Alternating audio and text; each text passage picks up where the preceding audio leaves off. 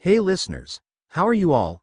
Thank you so much for being our awesome members. There's a lot to come more. Sit tight, be comfy, put your headphones, now let's begin. Do you know what the worst part of being a slave is? It's not the forced labor or the continuous beatings from slave masters. You get used to that. For me, it was one thing. Hunger. Out of all the suffering they put us through, this was the one I couldn't deal with, this persistent clawing feeling I felt in my stomach. The constant feeling of emptiness. The constant. Crack, arg. Number 44, keep working. You're slowing everyone else down. Yes, master. Prick, I wondered to myself. I picked up the pickaxe and kept swinging at the wall. I did this for Lord knows how long until the horn sounded throughout the cave, signaling the end of the workday. Finally, I can get some food, I remarked. Yeah, I'm starving. I turned to look at my friend. His hair was covered in dust, and he smelled like crap, but he made it up by being the only happy person down here. They really have been working us like dogs lately. I think they are looking for something. Maybe my friend, but honestly, they don't pay me enough to care. They don't pay us at all, he responded. I grunted in return. We kept our casual conversation all the way up to the lunch hall. The lunch hall was a large hollowed-out cave with a serving area in the center. It was basic and just met the needs of us slaves. Ah, do you smell that? Smells delicious, I remarked. What do you mean delicious? It's the same slop they have been serving us for God knows how long. You're the only person I know who actually looks forward to eating that stuff, he responded. Food is food. I always look forward to any meal I get, I remarked to him. We both walked up to the serving area and picked up a plate and got our meal. It was the same mysterious gray slop we have always gotten. Thank you for the food, I remarked to the person serving. She stared at me and grunted. I think that means you're welcome, chimed my friend. We glanced around the lunch hall and found our seats. Time to dig in, I remarked eagerly as I dove my spoon into the slop. God, you really enjoy that stuff, don't you? You don't even know what it is? My friend remarked. Don't know, don't care. Food is food. Less talk, more eat, I remarked whilst stuffing my mouth. Speaking of food, I got something to show you, he remarked with glee. From out of his pocket, he pulled out a shiny, juicy red apple. Oh. My. God. My friend, where did you get that? The conductor will kill you if he catches you with that, I remarked. You're overreacting. It's only the one apple, and they won't even know. Line up all of you. A guard yelled at us. Behind him was a large overweight man. He had gray hair and large gray beard. Shit. It's the conductor. If he's here, this is bad, very bad. Ditch that apple under the table, I whispered. Don't need to tell me twice, my friend remarked as he ditched under the table. We went and stood with the others in a line in the center of the room. It has come to my attention that one of you has stolen something that belongs to me, the conductor remarked whilst scanning over all of us. Whoever it is should own up to it now. I promise your punishment will be light, he remarked with a sneer. I know that nobody here bought that bull. This asshole doesn't do light punishments. He once had a girl beaten by the guards for having a poor smell like any of us has had a bath. The poor girl walks with a permanent limp now. Come on, own up. Which one of you stole the apple? My patience and kindness is wearing thin. Crap, he's looking for my friend. Calm down. He has no idea it's my friend. As long as they don't find the apple, it will be all. Sire, I found the apple under one of these tables, one of the guards yelled. Seriously, what is my luck today? Shit, fuck. Who are the people sat here? The noble yelled out. All the other slaves turned to look at us. Fucking snitches, the lot of them, I'll remember this. I was pulled to the noble along with my friend and forced to our knees by the guards. So it was one of your number, my friend in number 44, who stole from me, he remarked in a low, sinister tone. But seeing how I am generous, Lord, I will only punish one of you, so who will it be? He remarked with a sadistic smirk on his face. I glanced at my friend. He was shaking. I've never seen him so scared. Yes, he is an idiot for stealing that apple, but damn it, he is the only one that makes working here bearable. I can let those bastards hurt him. It was me. Sire, I was the one who stole your apple. His eyes dart between the both of us before finally falling on me. State your number, slave, he remarked to me. 44, sire, 44, For stealing food and disrespecting your lord, I sentence you to 1 month in the cells. That's not as bad as I wondered. It's only 1 month, I can make it through. Without food and only enough water to keep her alive. I want her to be barely alive, you hear me? Yes, sire, the guards yelled. I felt the blood drain from my face. What am I gonna do without food for 1 month? I'm gonna die in those cells. I glanced up at the conductor. His sneer was as wide as he is. The bastard knew he hit me where it hurts the most. He probably expects me to beg for forgiveness, but I won't give him the satisfaction. 2 of the guards grab me and start escorting me to the cells. I look at all the slaves who ratted us out. I will definitely get my own back on the lot of you. I turn to look at my friend. He stared at me with sadness and regret in his eyes. Don't worry, it'll be okay, is what I wanted to say, but we both knew that wasn't true. Chapter 2. Prison Day 1. I was dumped somewhere near the main mining area 5 minutes away from where I was based. I've been down here a few times on errands. I don't know the purpose of the main mine, but as of right now, that's the least of my problems. I have to somehow survive in here for a month without food because of that bastard. If I ever get the chance, I'll kill him and eat his entrails. Wait, what was that last bit? God, I've only been down here for an hour, and I've already started losing my mind. Let's put that brief spell of insanity behind me and get comfortable in my home for the next month. It was in a separate cave coming off the main mine. It was lit up with light runes, which is a costly way of providing lighting. Why use it down here is beyond me. The actual cells consisted of 4 separate compartments split by metal bars. Each cell consisted of some hay in a pile which the guard jokingly called a bed, and a hole in the ground which was my toilet, so I have to sleep where I shit, not like there will be much of that over the next month anyway. I went to lay on my bed and tried to get some sleep, not like I have much to do down here anyway. I settled into my bed and closed my eyes.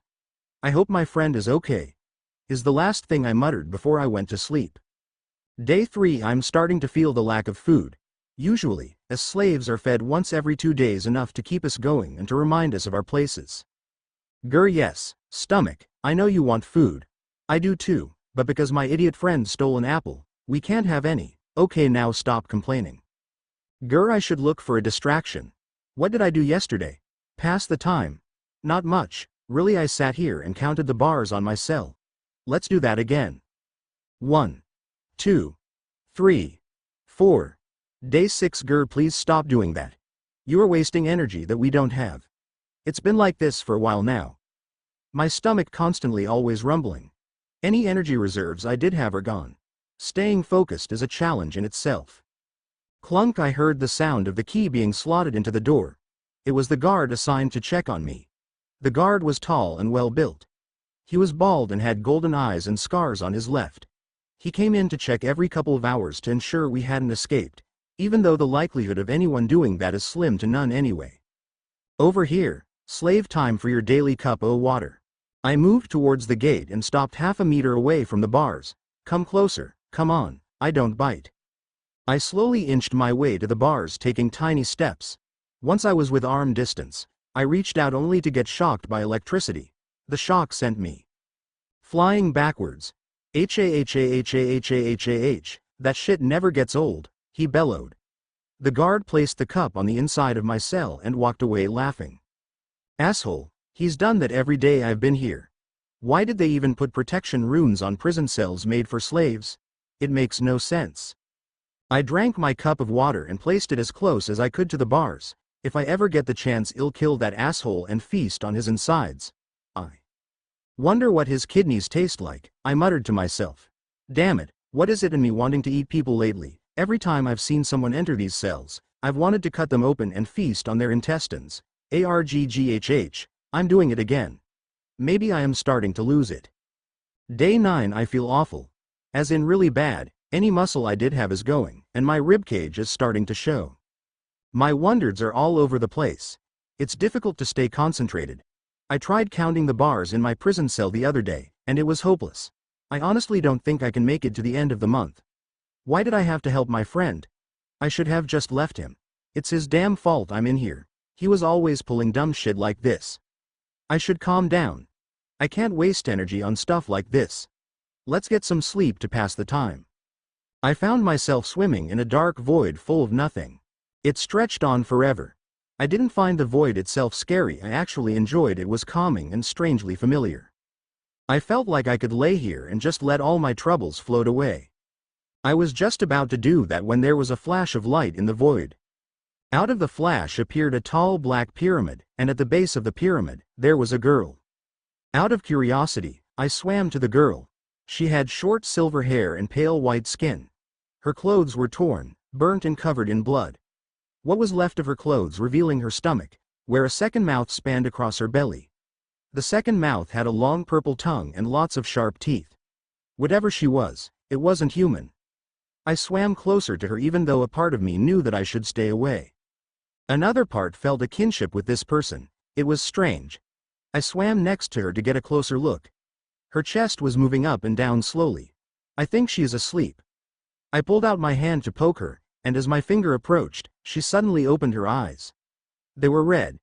She smiled, revealing her teeth which were all sharp and pointy. She got up and moved towards me. I wasn't scared, I don't know why, but I felt like I could trust her. When she got close to me, she leaned to my ear and remarked, "What's mine is yours. All you have to do is find me," she remarked to me. "Where will I find you?" I remarked to her. "You're already close, trust your instincts," she responded. "How can I help you? I'm trapped in a prison cell. I couldn't possibly help you," I told her. "Here, I'll give you a small amount of my power. It should help you escape. However, it will only activate when certain criteria are met," she remarked to me. "What are those?" "Shush shush shush," she interrupted. "It will only hurt a little. Wait, wah." I didn't even get to finish the sentence as she took a bite out of my shoulder. Chapter 3. Prison Part 2. New chapter and boy 1K views. To think 1,000 people glanced at my stuff is cool. Anyway, this chapter turned out to be really long, so I'm splitting it into 2 parts. Other than that, enjoy. Song suggestion. Be my lover, Labouche. I'm gonna start leaving song suggestions now and again. I wonder what life would be like if I wasn't a slave. Being a slave was all I know. My parents were slaves. They didn't love each other or anything like that. It was more like they were made to have me to increase the supply of slaves. I don't even think my mom even got to hold me before I was taken to be raised as a slave. During my upbringing, they only taught me the basics of what I needed to know, which is how to read, write, speak and count, nothing more, only the bare minimum required for me to function. Looking back on it now, I haven't had a life just working from place to place doing what I was taught to do. I'm turning 18 soon. There has to be more to life than this. If I ever get the chance to get my freedom, I'll take it no matter the cost. Day 15. Clank, oh boy. Here we go. I turned around expecting to see the bald-headed guards so we could perform our usual routine. But what I didn't expect to see was 44. Are you all right? You look awful, a familiar voice remarked. It was my friend. What was he doing down here? He usually works on the upper levels. I'm fine. What are you doing here? Wait, how did you get in here, to begin with? I remarked weakly. You don't sound okay. Here, he reached into his pocket and pulled out a small loaf of bread and went to put it into my cell. I grabbed the loaf of bread and tore into its brown goodness. Maybe it was the hunger, but I've never tasted a loaf of bread this good. It was the single tastiest thing I've eaten. I took bite after bite, not even taking the time to breathe, but alas, it didn't last forever. Wow, you really are hungry. You didn't even leave any crumbs, my friend remarked, amazed. Yeah, I'm famished, but you didn't answer my question. What are you doing here on this level, and how did you get into this cell? I remarked to him. Everyone is working down here now. Some of the other slaves remarked that they had finally found what they were looking for. And now they're focusing all our efforts down here. As for how I got into your cell, I stole the key from the guard, he remarked proudly. You? What? I remarked aloud. Great, isn't it? He remarked with a smug smile on his face. My friend, if the guards catch you with that, you will be killed. This is beyond stupid, my friend. I remarked to him. Nonsense, you worry too much also. I plan to return them, so technically, it's not stealing. He remarked with a smile on his face. My friend, this is. Look, I have to go. I can't come every day, but I'll bring food when I can, he remarked with a smile and left. Day 18. I woke up to the sound of a massive rumble in the mines. I first wondered it was a cave-in at first, But when I heard all the commotion outside my cell, I knew it wasn't a simple cave-in. The number of people I heard moving by my cell told me they had stumbled into what they were looking for. "Free me," a female voice whispered to me. It was the same voice of that girl in my dreams. I remarked I would free her, but now I'm stuck in these prison cells for the foreseeable future. She remarked she gave me something to help, but what even was it? I sat up from my bed and crossed my legs. I stuck my hand out and yelled fireball. Nothing happened. I spent a good couple of minutes yelling out different words in the hope of something happening, but to no result. "What the fuck am I doing?" I remarked to myself before laying back down and going back to sleep. That night I dreamt that I was bathing in a bathtub full of blood whilst eating the arm of the conductor, truly an exciting dream. Day 20. My dreams have been getting weirder ever since that day. They are always filled with blood and me tearing apart people and eating them. I feel like I should be concerned about this, but the part that scares me is how much I enjoy those dreams so much. The feel of being powerful and taking what I want is so nice, but I'm scared that I enjoy having those dreams. My favorite is one where I killed the guard who has been harassing me every day. The feeling of breaking his bones and letting him suffer slowly was amazing, and then eating him whilst he is still conscious was a feeling I couldn't even begin to describe. I don't know why, but that sort of stuff should disgust and scare me, but they don't, and what scares me the most, they make me feel happy for the first time in a long time. Maybe I have gone insane. Clang! I turned my head to the door, and my friend walked through the door with that stupid smile across his face. "How you holding up, 44? He cheerfully remarked to me. "Been better," I remarked to him. "You look awful, 44. I can see your ribcage now. Here, take." He gave me a loaf of bread I snatched out of his hand and tore into it like a rabid animal. My friend turned around and sat against my cell bars. "You probably hate me, don't you?" I stopped eating and turned to face him. "What gave you that idea?" I remarked to him. He turned around to face me. "I always get you in trouble. There was that time when I lost that important package for the conductor, and you took time out of your day to help me find it, which led to you getting 20 lashings for skipping out on work. And that time when I brought that bat from one of the mine shafts into the living area, I wondered it would make a good pet, but instead, it made everyone get sick except you. You got rid of it for me but ended up taking all the blame for it. You got punished for it, and the other slaves hated you for making them sick. And that time. I get it. You're an idiot who causes me nothing but trouble," I remarked coldly. He glanced like he was going to cry. "But you're my friend, and no matter what dumb shit you do, I will always have your back. Also, I chose to take the blame for those things. Don't blame yourself for something I decided to do," I remarked to him with a smile on my face. "Oh, sob 40, sob 4, he remarked, bawling his eyes out. Then, after a good amount of crying and reminiscing over the dumb stuff my friend had done, he got up and walked towards the main door just before he opened it. 44. Thank you for everything, really. You're too good a friend for someone like me. I promise I'll make it up to you one day, I promise," he remarked with a determined look on his face before leaving. Chapter 4. First Taste and New Resolve. Content warning, blood and gore. Like I promised the other half, almost 2K words in this one. Enjoy song recommendation. Lemon Tree by Fool's Garden. Memes aside, it's a great song. I found myself back inside the void where I had my previous encounter with that girl. I went to rub my shoulder. "I hope I don't get bitten again," I remarked to myself. Just as I remarked that, there was a bright flash. The pyramid had reappeared. I swam towards it. On the pyramid, there was the same white-haired girl. This time, she wasn't lying down. Instead, she was sitting on the edge, waving her legs into the void. As I approached her, she turned to me and smiled, showing her rows of sharp teeth. "It's nice to meet you again," she remarked to me. "Nice to meet you again as well," I remarked nervously. "Oh, don't be scared. I don't bite, most of the time. Now please come take a seat next to me." She gestured towards the empty space next to her. I gingerly moved towards her and sat down. We sat down in silence for around 5 minutes before she turned to me and remarked, "I'm so sorry for biting you like I did last time. It's just we were running low on time," she remarked apologetically. It's fine. It just caught me off guard, is all. It hurt a lot," I remarked to her. She gave me a look of concern, and she turned towards me and reached for me, causing me to flinch. She stopped moving towards me. I glanced at her, and she had a very sad look on her face. She turned away from me. I glanced at her, and I felt terrible. I relaxed and repeatedly told myself nothing was going to happen. Finally, I reached out and tapped her on the shoulder. She slowly turned to look at me. I gestured for her to come closer. Her expression did a complete 180. She went from being the saddest person you have ever seen to having the biggest smile on her face with blood-red tears coming from her eyes as she pulled me into a hug. "Thanks, Sabu," she remarked whilst crying into my shoulder. Then, after a good amount of time, she pulled herself away from my shoulder and sorted herself out. "I'm sorry, I don't know what came over me there." "It's fine," I remarked whilst smiling at her. "We all have our moments when we need to cry."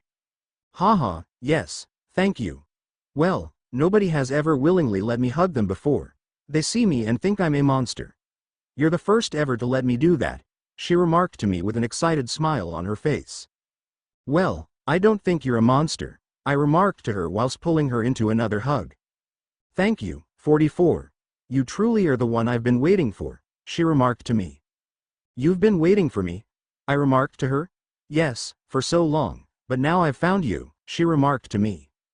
We didn't say much after that. We just stayed as we were, embracing each other until I felt a tugging sensation telling me it was time to leave. "I have to leave now, but before I go, what's your name?" I remarked to her. She glanced at me and remarked, "The voice within," and smiled at me. "Well, the voice within. I hope to see you soon," I remarked to her. "Me too," was the last thing I heard before I woke up. Day 24 clank. I glanced up from where I was sitting and towards the door. A part of me expected it to be the guard because he hasn't turned up today, but to my surprise, it was my friend. "How you holding up?" my friend remarked cheerfully. "Been better, my friend. What do you have for me today?" I remarked to him. "Just bread. Like the usual, can't get anything special," he responded. He passes me the small loaf, and I eat it with much gusto, not leaving the smallest crumb. Once I had finished eating, my friend sat outside my cell, and we talked about our past. "Oh man, I miss chatting like this," my friend remarked happily. "Yeah, me too, it's been a while," I responded to him with a smile on my face. My friend turned to face me. "Just 6 more days, and then you can come back," my friend remarked to me. I honestly haven't been keeping track. There is no clock down here, so my sense of time is all over the place, I responded. "I understand, just hold on, okay," my friend remarked as he got up and headed towards the door. "I'll see you soon, okay," my friend remarked and pulled the door open, but as soon as the door opened, he stopped and started walking backwards. My friend's face was pale like his soul had just left him. 2 people followed him through the door, the guard who usually torments me and the conductor. "What do we have here? 2 slaves refusing to do what they are told," the conductor remarked sinisterly. The conductor stared at both me and my friend, his eyes making us both shiver with fear. "Slaves who break the rules, steal property that doesn't belong to them need to be punished," he remarked, his eyes falling on my friend. My friend, sensing trouble, tried to get away, but the guardsman was on him like a cat on a mouse. I watched in shock and fear as the guard lay punch after punch into my friend. I heard my friend groan and scream in agony as the guard repeatedly hit him. I watched as my friend tried to fight back, but it was hopeless. It only seemed to make the guard angrier as he picked up my friend and threw him against the wall. I heard a loud thud as he hit the wall and fell to the ground. My friend tried to crawl away, but the guard wasn't letting him go. He pulled out a baton and proceeded to hit my friend repeatedly in the head with it until my friend stopped moving entirely. Finally, the guard stopped beating my friend. He held his baton covered with blood and pinkish matter. "Well done," the conductor remarked to the guard. "Thank you, sir," the guard remarked, breathing heavily. "What should we do with the body?" the guard remarked to the conductor. "Toss the body in the cell with the girl as a reminder of what happens if you break the rules." The guard nodded and picked up my friend's limp body and threw it into the cell, and hit the ground with a dull thump. I stared at his body, trying to process what had happened. I didn't even notice the guard and the conductor leave my cell. I stared at his limp body in my cell. A part of me knew I should be sad, but I wasn't. I don't know why, but I felt really hungry. I started moving towards his body like my body was possessed. I don't know how to describe it, but there was a delicious aroma coming from his body. I licked my lips and felt a bunch of razor-sharp teeth in my mouth, but I didn't care about that. What I cared about was the amazing smell coming from the body in front of me. I was next to the body. The delicious smell was intoxicating. Not being able to resist anymore, I tore the clothes off the body and dove right in, taking a chunk from the torso. My new teeth tore right into it. Blood filled my mouth, along with chunks of muscle. I lifted my head up from the body and swallowed. It was the most delicious meal I've ever had. The way the irony taste of the blood mixed with the meat tasted and felt like pure ecstasy. I glanced at the body like how a predator glanced at prey and went back in, taking bite after bite starting at the arms. This part was very muscly and dense, but my teeth didn't care. It went through it with ease. After the arms, I moved to the torso, making quick work of the top layer of skin and fat and exposing the organs. I started with the lungs. First, I pulled apart the ribcage with ease like it wasn't even there. Did I get stronger? I wondered to myself, but the wonder quickly faded. What lay in front of me was the lungs. I took a bite out of them. They were quite soft and had a light feeling in the mouth, not as good as the arms, but it was still delicious nonetheless. After making swift work of the lungs, I saw the heart. It was enticing to tear into it, but I wanted to save it for last. I moved further down the torso, making swift work of the liver, kidney and spleen. They were all delicious, with each a unique texture. I couldn't choose a favorite if I wanted to. I made swift work through all the other organs. Ignoring the large bowel, I could smell something foul coming from it. I swiftly made my way to the lower part of the body and made quick work of the legs.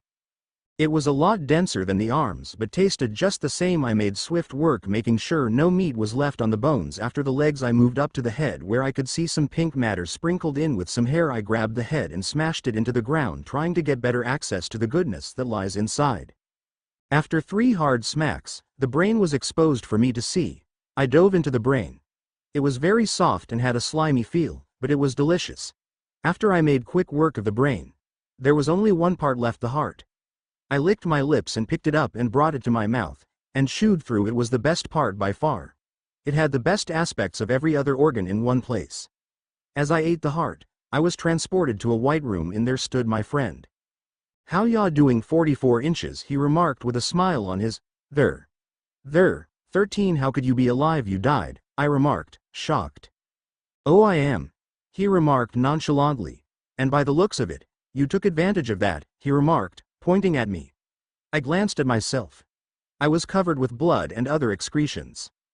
I'm sorry that it's fine, my friend interrupted. This way, I can at least fulfill my promise I made to you. What promise? I remarked to him, confused. My friend let out a little laugh and moved towards me, and gave me a hug. The promise that I would make it up to you, he remarked to my ear. He took a step back, and a door appeared next to him. Albeit this is not how I plan to make it up to you, but this will still work. You should have enough strength to make it out on this place, my friend remarked, walking to the door and opening it. Don't go, my friend. Maybe we can figure a way for you to. Not possible, my friend interrupted. He glanced at me and smiled. This is goodbye. 44. Please live your life to the fullest. Don't let my death slow you down. I don't know when I started crying, but there were tears going down my face. I wiped them off. Okay, I will, I remarked, trying to force a smile. Good, my friend responded before turning around. Also, don't die too soon. Okay, I don't want to see you again for a while, he remarked before walking through the door. I found myself back in my prison cell staring at the corpse of my friend. Goodbye, my friend, and thank you. I turned to look at my prison bars with newfound resolve and with 2 goals: to escape this place and to kill that conductor. I will achieve this no matter the cost. No matter how much blood I have to spill. Fun fact. The voice within is the name of a retractor that's used in surgery to open and expose the bowel. We use them a lot in colorectal surgery. If you're curious how it works. Chapter 5. First steps toward freedom. 1.5k words today for you to enjoy. Also, I removed the gender bender tag from the story. I changed my mind about it. Song recommendation for this week is Chick Habit by April March. Enjoy the chapter. Also, if you want more music, I listen to Got a Spotify playlist. Today is the day I escaped from this prison cell. No, this life altogether, and thanks to my friend, I now have the key to my freedom metaphorically and literally. On my friend's clothing was the key he used to get in and out of my cell. It was well worn with symbols etched into it. I don't know much about magic, but my guess is it has something to do with the barrier that hurts me every time I approach the bars. For my escape to be successful, I needed to wait until it got quiet outside my cell. This usually means that everyone had gone to sleep, making an escape easier. I'm not my friend. I'm not as stealthy as he is, so that I will take any advantage I can get. I stood up and picked up the key and walked towards the bars. Ever since I ate my friend, my body has pretty much recovered. My ribcage no longer showed, and my muscles had returned to me. In fact, it feels like I have more muscle than I ever had before. My senses had improved as well.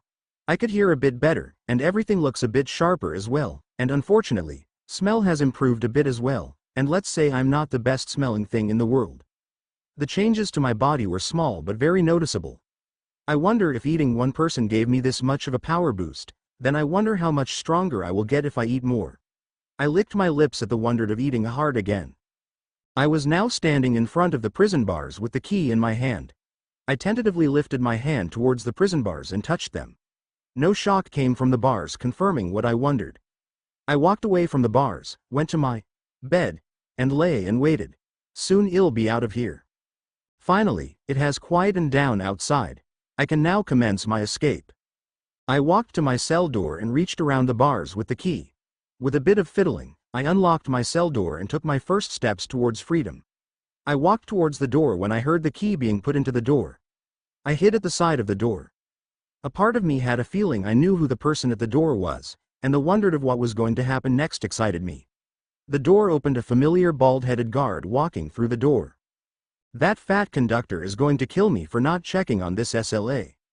As soon as he walked through the door, I tackled him, catching him off guard and knocking him to the ground. We landed on a pile on the floor with me on top of him. Before he could react, I sank my sharpened maw into his neck, aiming right for his jugular. My mouth filled with blood, which I made sure to drink. It had an iron taste with a hint of lemons. I couldn't tell, but it was pretty sour. I felt the guard repeatedly hit my back, but each blow he landed got weaker and weaker, but before he died, I pulled my mouth away from his neck so he could see me. I wanted him to know who did this. His eyes widened as he saw me. "Monster," he remarked whilst gargling blood. I glanced at him and gave him my widest smile, revealing all my sharp teeth. "You don't need to tell me what I am," I remarked coldly. "It's a shame, really. I waned to save you for last and make your death more painful and slow, just like it was for my friend, but we all have to learn to live with disappointment," I remarked to him. "Phew. CKY. Oh," he uttered before he passed out from blood loss. I lifted my hand and shoved it through his chest and wrapped my hand around his heart, and yanked it out. I held his partially beating heart in front of me and took a bite out of it. Like his blood, it had a slight lemon taste. I moved to his head and smacked it into the ground, exposing his brain. I bent over and started eating the pink matter inside. As I did this, images flashed into my mind and memories not mine but his. His name was Allard Trent. He used to be in the military but got kicked because he was too violent in his memories. I saw him beating a new recruit, Black and Blue, for not addressing him properly. Despite that, he was quite a capable soldier, skilled at hand-to-hand combat and small weapons such as daggers. He is working here because this was the only place that would hire a person with his background. The memories faded away, and I came back to my senses. I got up from his body and moved away, giving myself room to move. I took a fighting stance that came naturally to me now and began throwing punches, kicks, and grapples. After 5 minutes, I stopped, having confirmed what I wondered.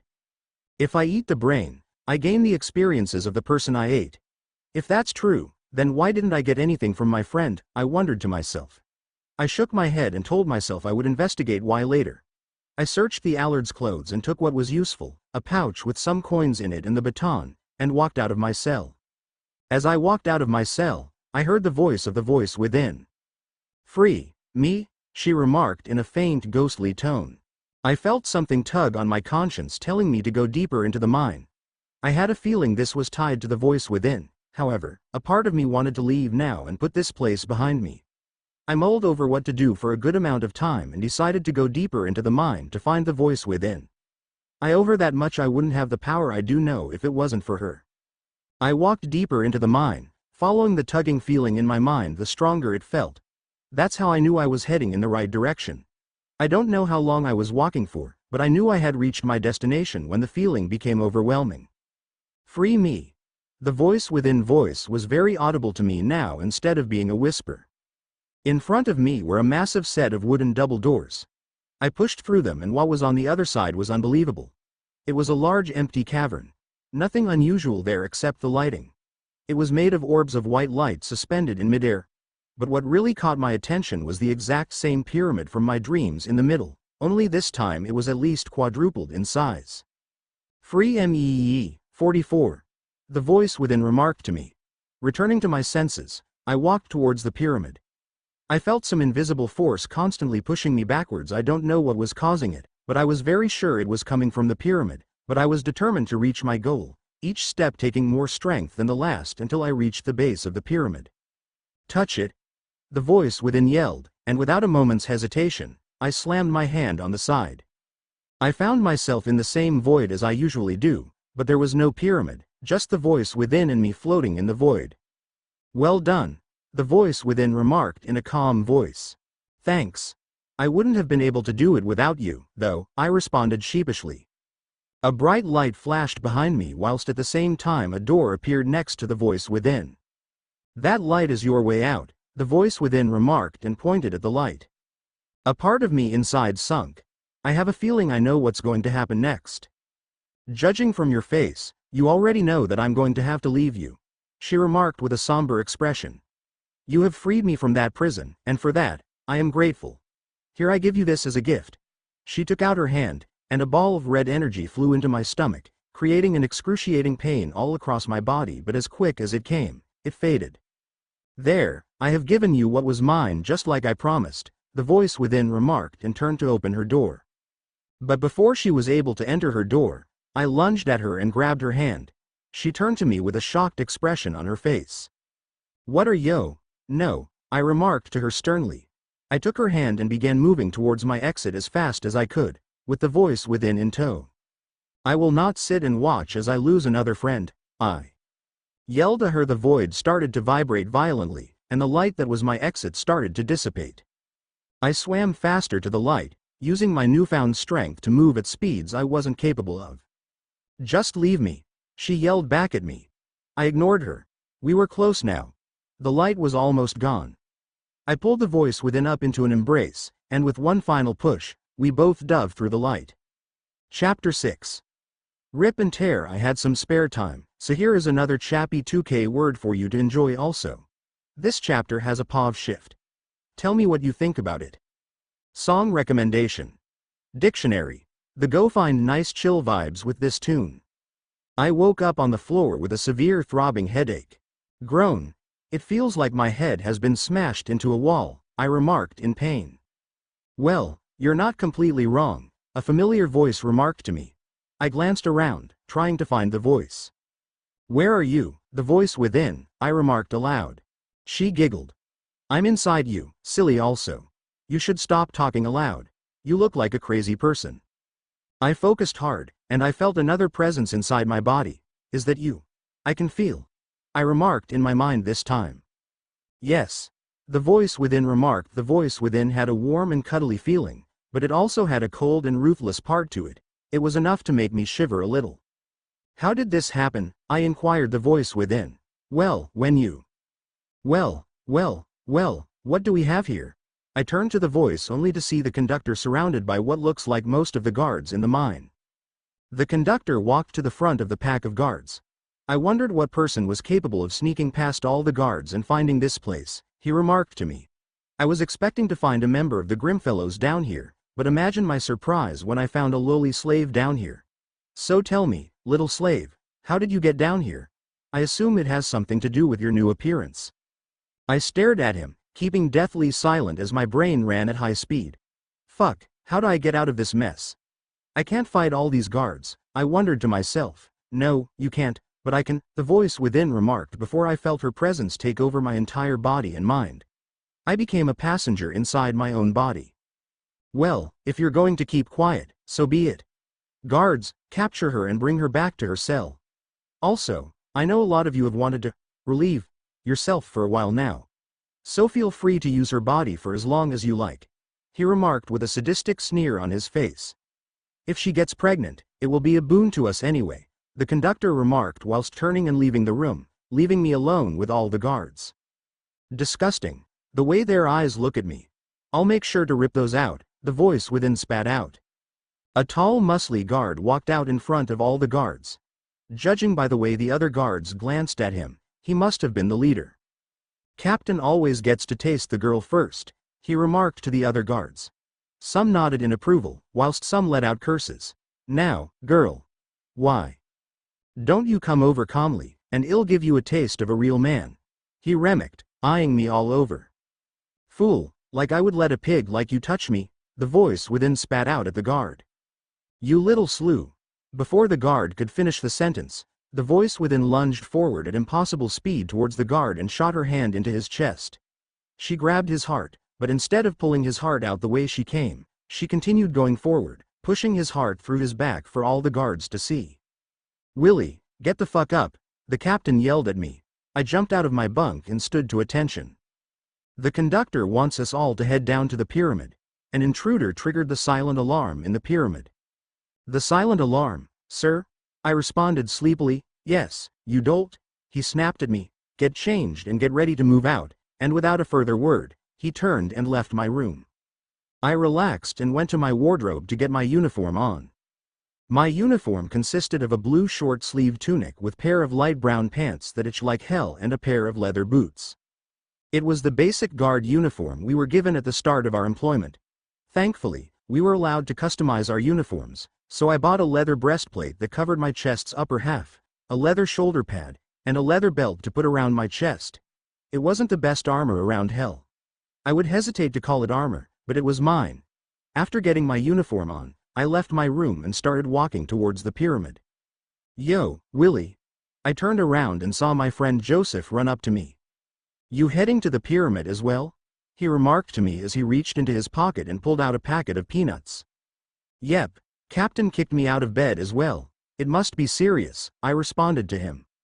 Must be if all the guards are being sent to the pyramid, he remarked whilst eating a pack of peanuts. Who do you think it is who snuck into the pyramid? Ooh, it has to be a member of the Grimfellows, he remarked with the excitement of a 10-year-old. I turned and glanced at him. Dude, grow up, I remarked whilst I punched him in the arm. The Grimfellows are a myth. A fairy tale made to scare children to be good, I remarked to him. There is some truth to every myth, he remarked and punched me back. I rubbed my arm.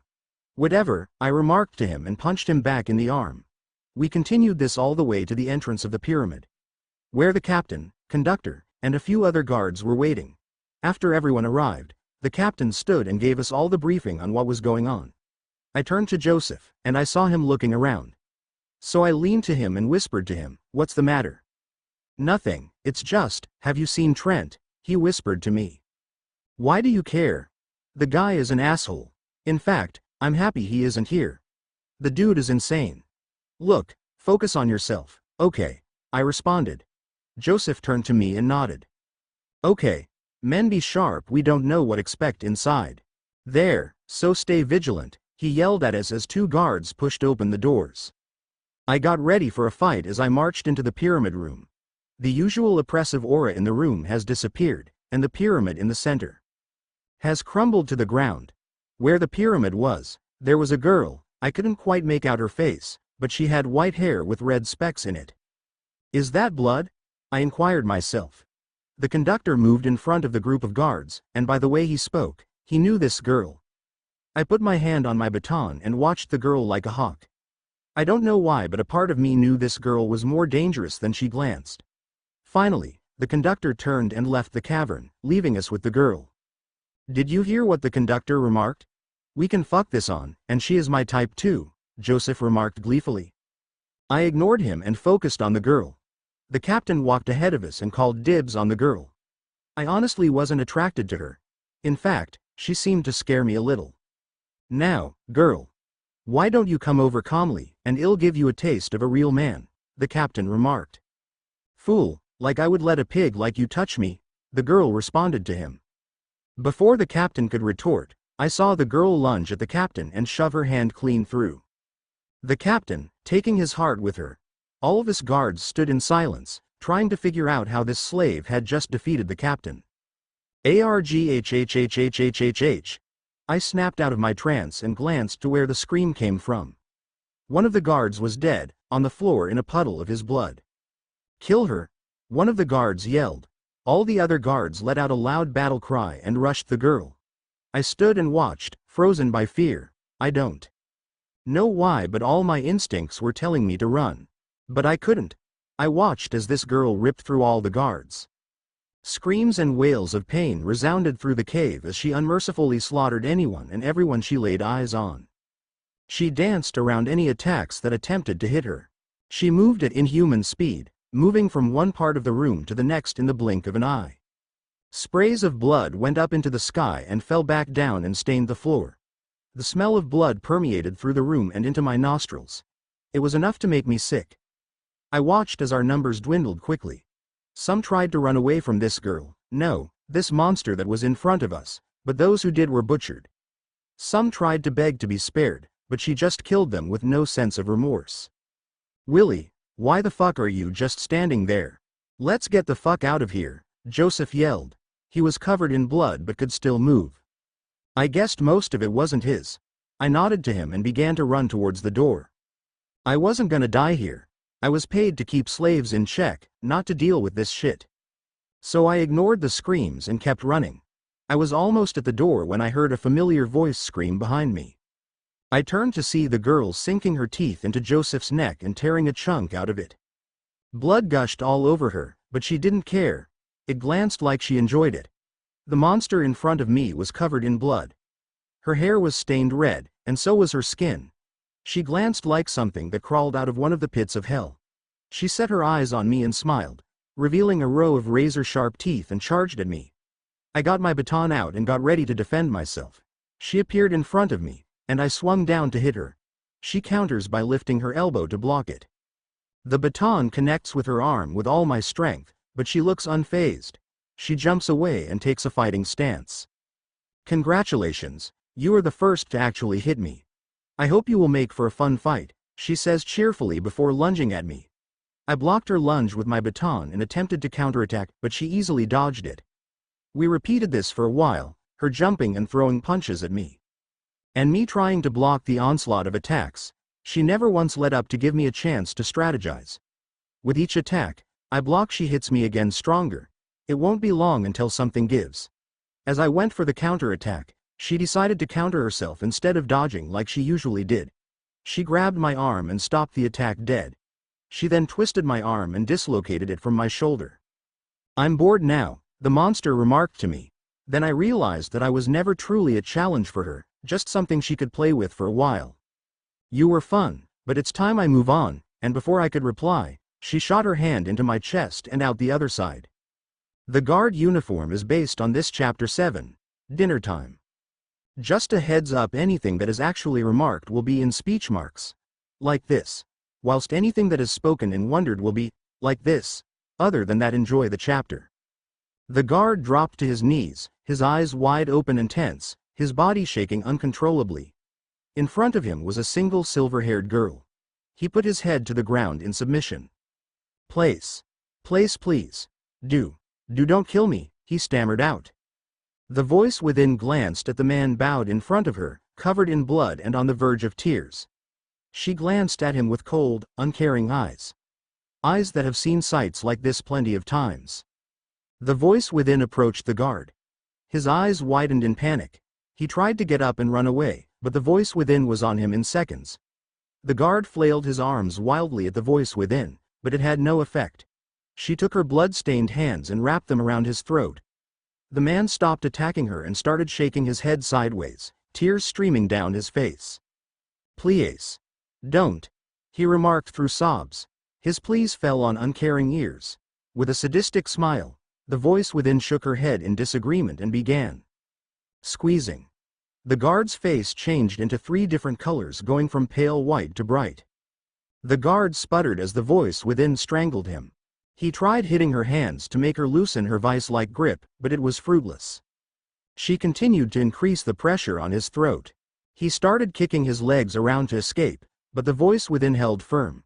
Slowly his movements began to get more sluggish. His attacks on the voice within got weaker until they stopped altogether. The voice within continued to increase the pressure on his neck until there was a sudden crunch as the voice within completely crushed his throat. Blood and bones pocked through his throat. The voice within stopped squeezing and let his body roll on the floor, devoid of any life. "Oh, I've missed this," the voice within remarked, as she walked to the center of the room, humming a tune to herself. "Have you had your fun?" I remarked to her. "Yes, I have." "Didn't you tell me not to talk aloud because it makes me look like a crazy person?" "Yes, I did, but we are alone now, so it's fine." The voice within picked up a dismembered arm and began to nibble on it. "Sigh, whatever. Give me my body back," I demanded, "but I'm having so much fun." The voice within, all right, I'm just messing with you." I suddenly felt the voice within step away, and my consciousness went back to where it belonged. "That's better." I started shaking each of my limbs to make sure I was entirely in control. "If we are gonna live with each other, we are gonna set some ground rules. And number 1 is, you can't take over my body without my permission. I don't care if my life is in danger. I do not want to be a passenger in my own body." The voice within was quiet for a minute. "That seems reasonable. However, if we are going to share a body, I assume I get to make my own demands as well." "Seems only fair," I remarked as I continued munching on the guard's arm. "I only have one request of you, and that is you must take any opportunity to get stronger, no matter what it is. I've just come back to this world. I have no intention to go back anytime soon." I paced around thinking about what the voice within requested. It wasn't an unreasonable demand, and her motive is valid, but I can't shake this feeling that there is more to it than she is letting on. I glanced at the blood and body parts strewn all over the cavern. My wonders flashed back to my friend and Trent. What I've been through and what I've done already. I clenched my hand. No, I promised I would do whatever it takes to achieve my freedom, and for that, I need power at any cost. Deal? Good. I can feel that you have made up your mind. We can start now. Now? Yes, now. And how do I do that? By eating all these corpses I lovingly made for you. Now chop dinner is getting cold. I glanced around me. There were at least 50 corpses on the ground. I have no problem eating this many, but there are a lot of corpses. It would take me way too long to eat this many, and I don't think it will be long until someone notices the guards haven't come back yet. Don't worry, the answer to that problem should be popping up soon. I felt a wave of pain spread across my stomach like a fire. I felt like I had been kicked in the stomach by a bull. Oh fuck. It feels I'm being torn in TWO. I keeled over and held my stomach, failing to mitigate the pain. Oh God, please kill me. I scrunched up into a fetal position for how long, I don't know, but it could have by a few seconds, but it felt like days, but the pain reluctantly faded. I slowly stood up. My legs were shaking like jelly, and my breath came out in short ragged breaths. I lurched forward and felt a rush of fluid come up and out my mouth and onto the floor. It was mostly red with chunks of pinkish matter. I rubbed my stomach only to feel something hard and sharp. I put my hands on the bottom of my shirt and started rolling up my shirt to expose my belly. And that's when I saw it. Across my stomach was a second mouth lined with teeth even sharper and bigger than what I had in my jaw. Through the gaps in the teeth, I could see something squirming inside. I couldn't quite make it out if only this mouth would open. The jaw suddenly snapped open, and a purple-pointed tongue drenched in saliva slithered out of it. The voice within, what the hell is that? Wow, it's so cute. You should give it a name. That doesn't answer my questions. Think of it as an extension of your digestive system, another way to eat. And why would I need another way to eat? Look, using your mouth is good but very slow. Your new belly maw is much faster and will make quick work of these corpses. Now stop asking questions and go eat your food is getting cold. I felt the voice within mentally nudge me to go the corpse in front of me. Once I was standing in front of the body, I rolled my shirt up to show my new mouth. It let out a little grumble before the tongue came out and started slithering its way to the body. The tongue went under the body and started to wrap itself around the body. Then, without any struggle, it lifted the body up and brought it to its maw. Once the head was in the maw, the mouth closed with incredible force. Crunch! The head was instantly separated from the body. Any blood that did remain gushed onto the floor, staining the floor a deeper scarlet. The maw opened again after swallowing the head whole. The tongue lowered the body again and took a massive chunk off the corpse. The loud snapping sound of bones echoed throughout the cavern, and blood gushed out from the remaining part of the body. I'm really not human anymore as I watch my second mouth devour the whole corpse. I shook my head. This was my life now. I feel empty doing it this way. You will, because you are taking their physical body and converting it more strength. If you were to do it using your mouth, you could gain everything that person learned and any abilities they had. There are limitations, of course. Such as, you can't copy magic, as in you can't eat a wizard and then become a wizard yourself. Air. Why? People who can wield magic were born with the ability to sense the mana around them. People who can wield magic are rare. Well, they were in my time. I'm not sure about now anyway. I'm going off topic. We can't get the ability of magic because simply you are not one of those people. Anyway, it's not a big deal. I have a plan on how we can make our own magic. I'll tell you later. Now go. Those corpses won't eat themselves. Chapter 8. The call only 1K words this time. This chapter was a bitch to write. I rewrote this like 6 times, not really happy with each. In fact, I'm not happy with this one, but I'm gonna release it so the story can move forward. I might come back and redo this chapter at a later date. If I do, I will tell you any changes I make. Song recommendation. The Way You Move, and that's the last one. I let out a sigh of relief and threw myself onto the ground. I'm still hungry, even after eating so much. Does the hunger ever go away? It never goes away. Always keep that in mind. The best advice I can give you is to keep on top of it. Don't let it consume you. Bad things will happen. I nodded my head and stood up off the floor. Let's get out of here. I've spent so much time in dark places. I want to see the sun. Sure. But I have one more stop to make. Ah yes, of course, how could I forget? We have to get the one who killed your friend.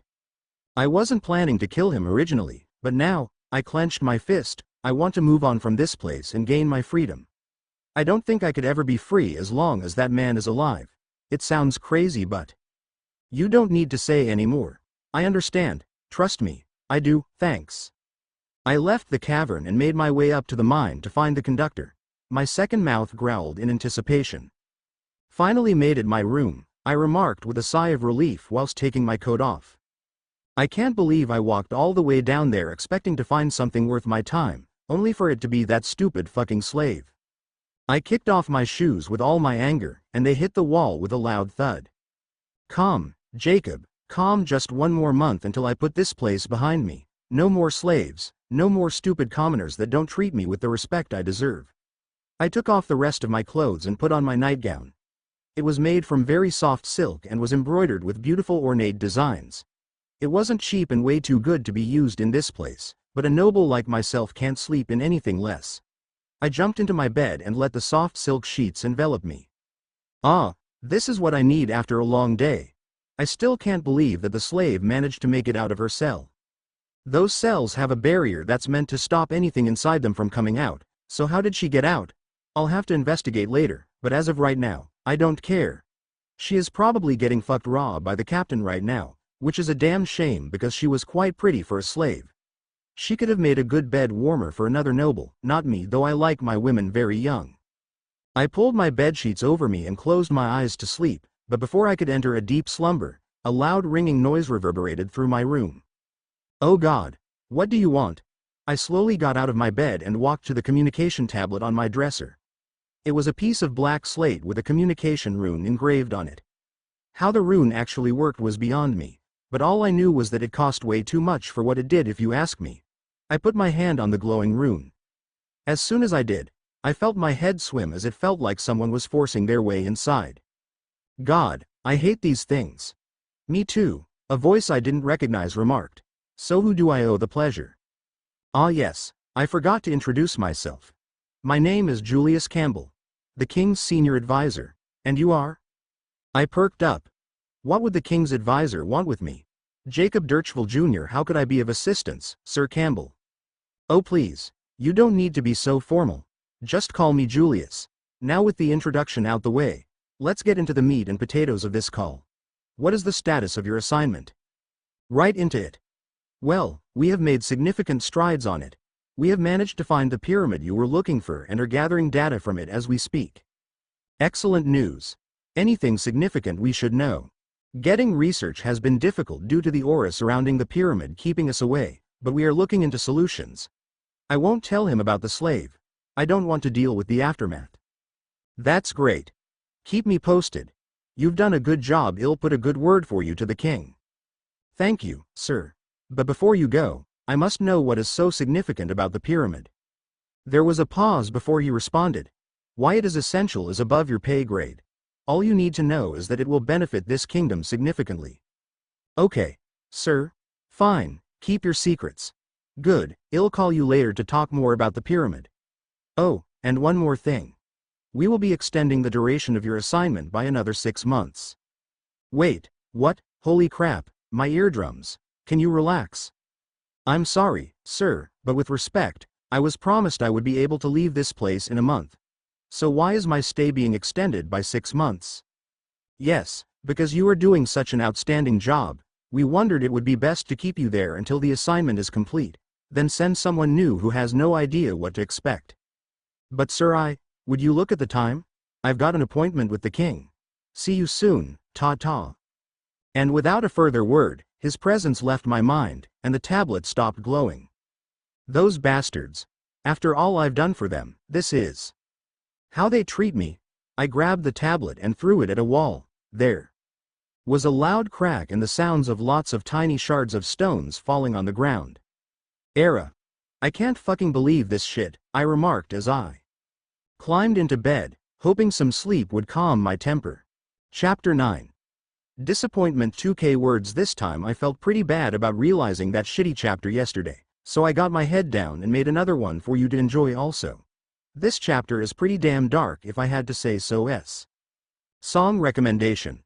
All My Heroes by Nalek. This tune is a vibe if you're cruising down the motorway at night. Thank God I ate Trent.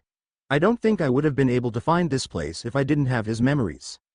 It turned out the conductor's personal quarters were very far from the slave quarters. Why he had it so far is beyond me. If I had to guess, it's probably because he couldn't stand our very presence, but that doesn't matter. I'm here now, standing in front of his personal quarters. The only thing between him and me was this door. I leant closer and put my ear to the door. I could hear loud snoring coming from the door. He's asleep. This makes this so much easier, I remarked to myself. I took a deep breath to calm myself. My body was shaking with anticipation. I lifted my hand and wrapped it around the door handle, and pulled. The door opened, and I crept into the room. He doesn't lock his door? The voice within inquired. According to Trent's memories, this place is usually filled with guards who protect his personal quarters. Fortunately for us, he's gotten so used to them being around that it's made him careless. I slowly tiptoed around the room, trying to minimize any noise I made. The conductor's room was the most lavish place I've ever seen, filled with exotic materials and animal heads mounted to the walls. Light came from runes etched into the wall. They could only be made by a magician, and they usually charge a lot for their services. How much money did this guy have? I slowly crept towards the side of the bed he was sleeping on, making sure not to step on the stone shards covering the floor. Once I was on his side of the bed, I moved up towards his head, putting myself within touching distance of the conductor. My body started shaking with anticipation, and I think I could hear a slight growl from my second mouth. I reached down with my hand and wrapped it around his neck. His eyes instantly shot open, and he started gagging as he struggled to breathe. He flailed his arms at mine, but I barely noticed the blows. I wondered back to how my friend died slowly and in pain. I glanced back at the conductor. A quick death is too good for you. I spat at him as I lifted his fat ass off the bed with one hand and threw him at a nearby wall. He hit the wall with a loud thud and then slumped to the ground and lay there motionless. I walked to him and kicked him, but there was no reaction. No, I got closer and punched him in the face, but still no reaction. No. I shot my hand through his chest using all my strength, but still no reaction. The conductor laid still, completely motionless. No, this is not happening. Get up, you fat bastard, you can't die that easily, not after what you put my friend through. I refused to accept it. I punched his body, again and again, hoping for something to come from him, the tiniest whimper, the slightest sound, something to tell me he was alive, but there was nothing, just the sound of my fists hitting his flesh and the occasional crack of bones. 44, that's enough. The voice within yelled. My punches began to slow down until they eventually stopped. It's okay, all right, calm down. I stepped away from the unrecognizable corpse of the conductor. How did he die so easily? If I had to guess, it's because you're a lot stronger than you realize, and he isn't a fighter. His body isn't made for that kind of abuse. But it's not fair. He put my friend through so much before he died, but he gets to go quickly. It's bullshit, I delivered. Another swift kick to the lifeless lump. I understand how you feel. Trust me. I've been here. But we have to move on from this. I'll teach you how to control your strength, so this won't happen again. I glanced at his corpse. I felt a deep seething anger well up inside me as well as something else. Something I'm all too familiar with. Hunger. My second mouth growled as I felt the tongue slowly worm out and start to wrap itself around the body, however gave it the command to return, and it reluctantly went back inside the mouth. Why did you do that? Aren't you going to eat him? If I was starving and he was the only thing to eat in the world, I still wouldn't eat him. I don't want any part of him inside of me, I remarked as I stormed out of the conductor's room. Where are you going now? I'm hungry and I'm pissed. I arrived at my destination, the mine's slave quarters. Using my strength, I broke open the door and entered the quarters. It probably woke everyone up, but I didn't care. I made sure to block off the entrance as I made my way towards the other slaves. That night would be a night filled with blood and screams. 44. You there? It's time to get up, few more minutes. 44. Get up now. I want to leave this cave. Groan. I slowly lifted my head up and was met with a wave of pain across my head. Oh God, my head. I lifted my hand to my head, feeling something cold and sticky. I brought my hand down from my head to look at it. It was red, approaching scarlet color with tiny flaky bits that were darker than that. I put my hand down and glanced around. I found myself in a lavish room filled with exotic materials and animal fur. The conductor's room. Like a flash, all the events of the previous night come back to me, and anger begins to well up inside me, but I managed to keep it down. I got off the bed and scanned the room. The voice within, you're right. It's time we leave this place. Sure, before you go, let's loot this place. That fat oaf is bound to have lots of valuable items. I nodded and began searching the room. I'm not sure how long I was searching for, but I did find a lot of valuable things, one of which was a small purple bag of holding that could hold a lot of items inside. Magic has progressed a lot since I was around. We should stop by a library if we have a chance. I want to catch up on what I have missed. In the end, we left the room with around 200 gold coins, 500 silver coins and around 100 or so copper coins. This was a pretty large amount of money. I better be careful not to draw any attention when I'm outside. Besides the money, I took anything that glanced valuable, such as the animal materials and some gems I found. Happy with my haul, I left and went to the guard quarters to pick up some clothes and get a shower. I arrived and entered the guard quarters. It was much better than the slave quarters. It was bigger, and every guard glanced like they had their own sleeping quarters. Back in the slave quarters, you had a bed, and that's it. I followed the signs that pointed to where the shower was. I was kind of disappointed when I arrived at the showers. I expected it to be cleaner than the slave showers, but it was just as dirty. Sigh, can't complain. A shower is a shower, I guess, I remarked to myself. I took off what remained of my clothes and stepped into one of the showers, and pushed the button and was hit with an initial blast of cold water, which quickly warmed up. Ah, so that's what's different. The guards get hot water, and we don't. As the hot water washed all the blood and other fluids off my body, I stood there in bliss as I enjoyed my first hot shower in years. I grabbed a bar of soap on the side and began to work it around on my body to break down some of the more stubborn stains on my body. This took a while as there was lots of blood to clean off, but eventually, I was done. Now that my body was clean, I moved on to my now silver hair and began declumping it and removing all the blood that was caught in it as well. After a good hard scrubbing, my hair was now passable. It still could use some work, but it will do for now. I switched off the shower and made my way back to the guards' quarters, where I rummaged around for a towel to dry myself and some clothes to wear. In the end, I settled with a blue guard tunic, some leather boots and a belt which came with holsters and straps which I could hang my bag of holding. I also found a gray cloak with a hood which would be useful for keeping me warm. I searched the guard quarters for anything else valuable. I found a short blade which I attached to my belt and a fire-starting kit. Sadly, there were no tents in the guards' quarters, so I took some spare blankets, hoping I could make a shelter or something out of it. Once I had everything I needed, I left the guards' quarters and made my way to the slave quarters. I arrived at the entrance of the slave quarters. I could smell lots of blood coming from behind the door. I opened the door and entered the slave quarters. As soon as I entered the room, my nose were hit the pungent irony smell of blood and urine. I glanced around the quarters. The floor was covered in blood, and so were the walls and ceilings. Bits of pink flesh was all over the place, stuck to the floor, walls and ceiling. I kept walking forward in the room, stepping over pools of blood that lay everywhere. As I glanced around, I found bits of pieces of human lying and even some bones. But the part that really got my attention was the sound or lack thereof.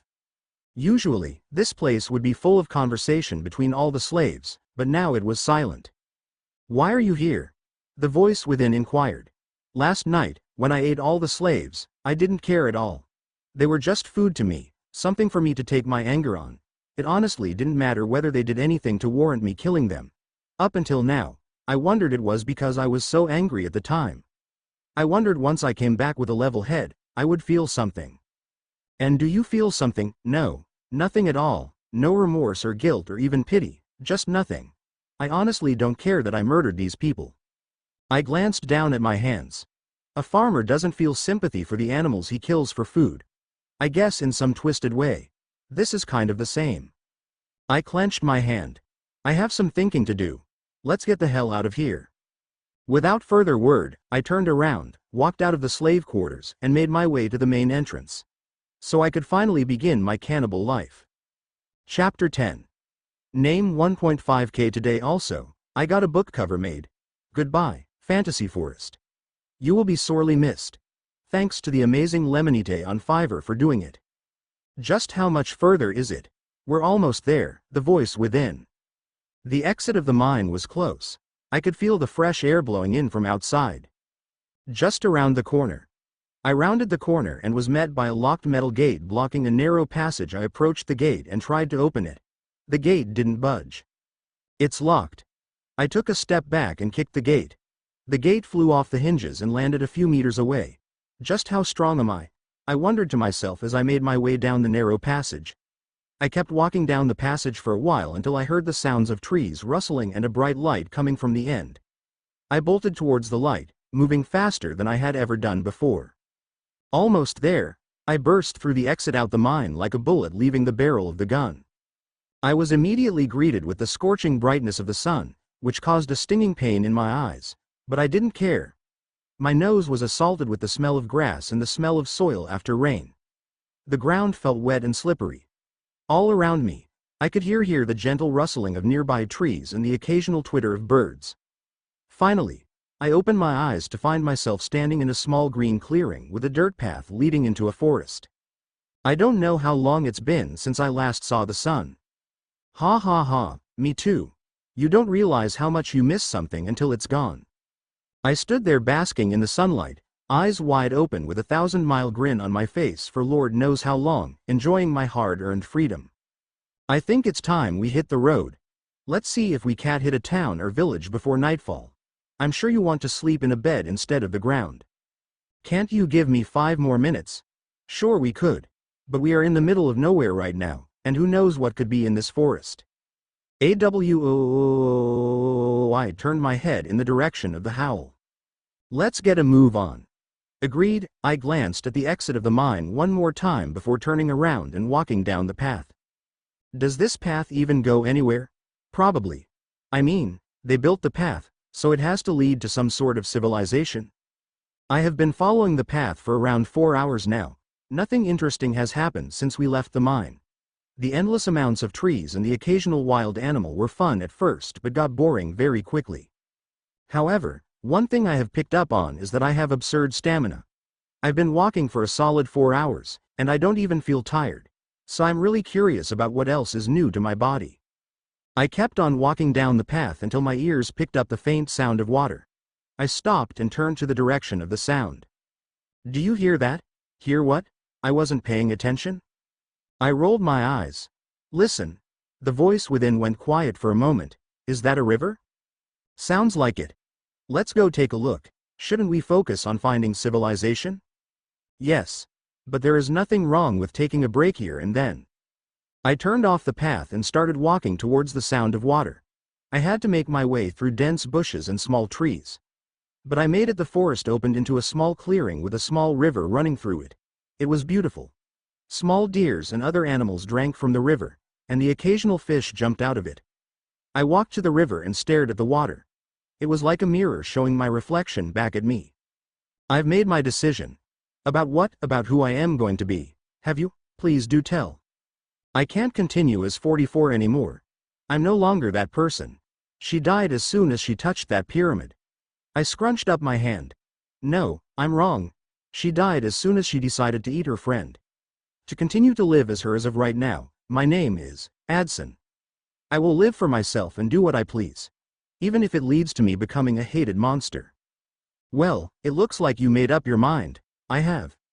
Seeing how you have chosen to stop living as 44, let's make the change more substantial. I'm listening. Remember when I told you that when you eat people, you gain their physical strength and memories? You told me about the strength part, the memories part 1 figured out myself. Okay, fine. That's not important. What I didn't tell you is that there is more to it than that. When you eat someone, not only do you get their strength and abilities, you also get their physical appearance. What? Look, it's hard to explain. Think of anyone you have eaten. I glanced through my mind trying to find someone. For some reason, I had a perfect recollection of everyone, even down to the smallest spot they had. How could I remember all of them? I settled on an old familiar face. Got one. Good, now focus on it. Imagine your body is changing and forming into them. I focused on the image in my mind and imagined my face slowly morphing into that one. I suddenly felt my face start to move, and I heard bones start to crack and creak as they changed shape. I didn't feel anything, but it sounded unpleasant. This went on for a few more minutes, but eventually, it stopped. I opened my eyes and glanced back at the water. The face staring back at me was Trent's face, but it was also mine. I raised my hand to my face. Even the skin felt different. How the?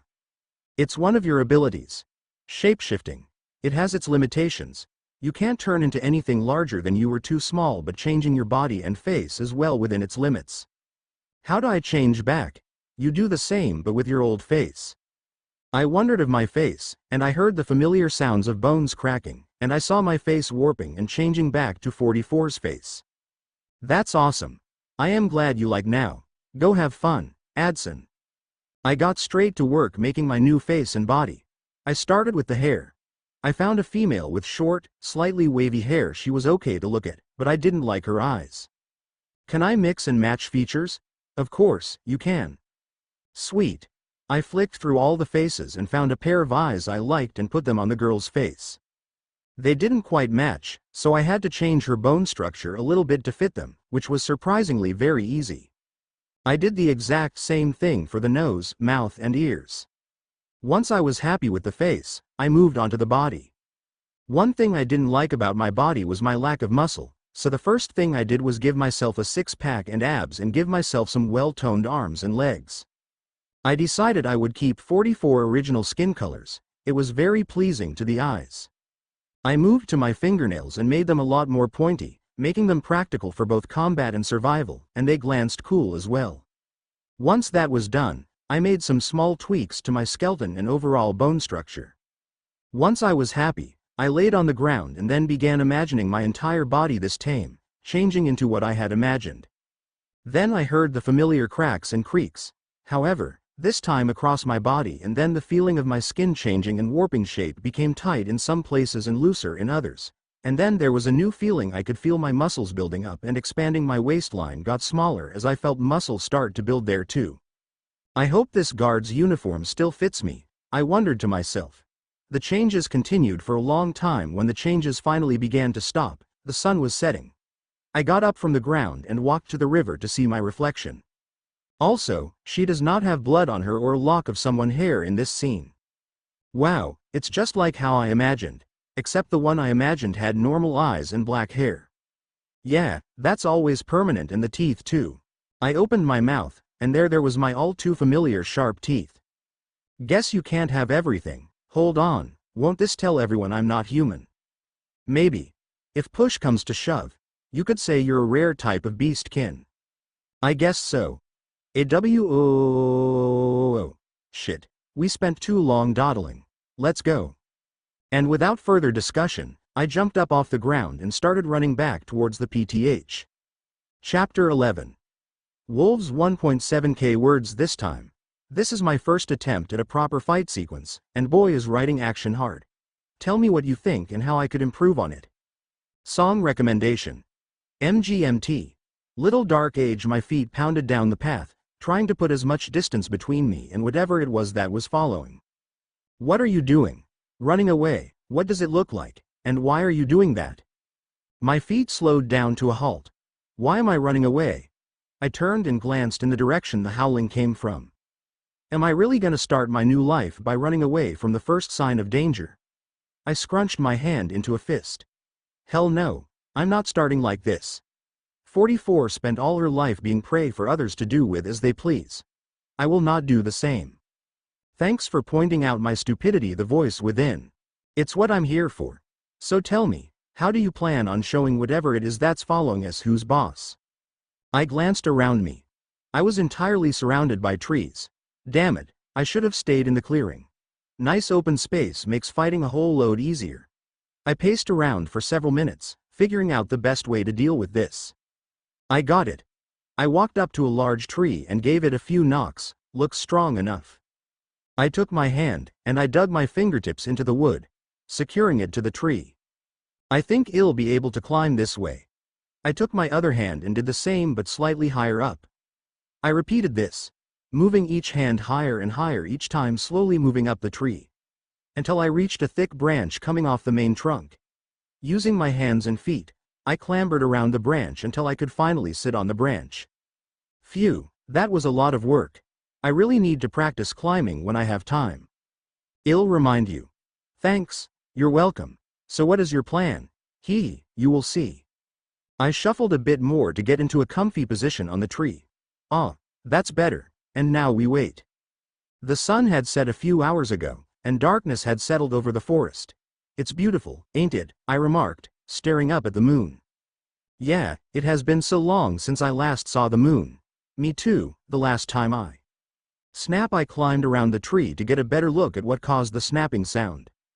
A bunch of shadowy figures snaked in between the trees hunting for a target, and judging by the way they moved, they were definitely wolves. It appears we have company, the voice within, it appears so. I moved around the tree to get a better look at my targets. There were 5 figures in total. One was bigger than the rest. I assumed that one was the leader.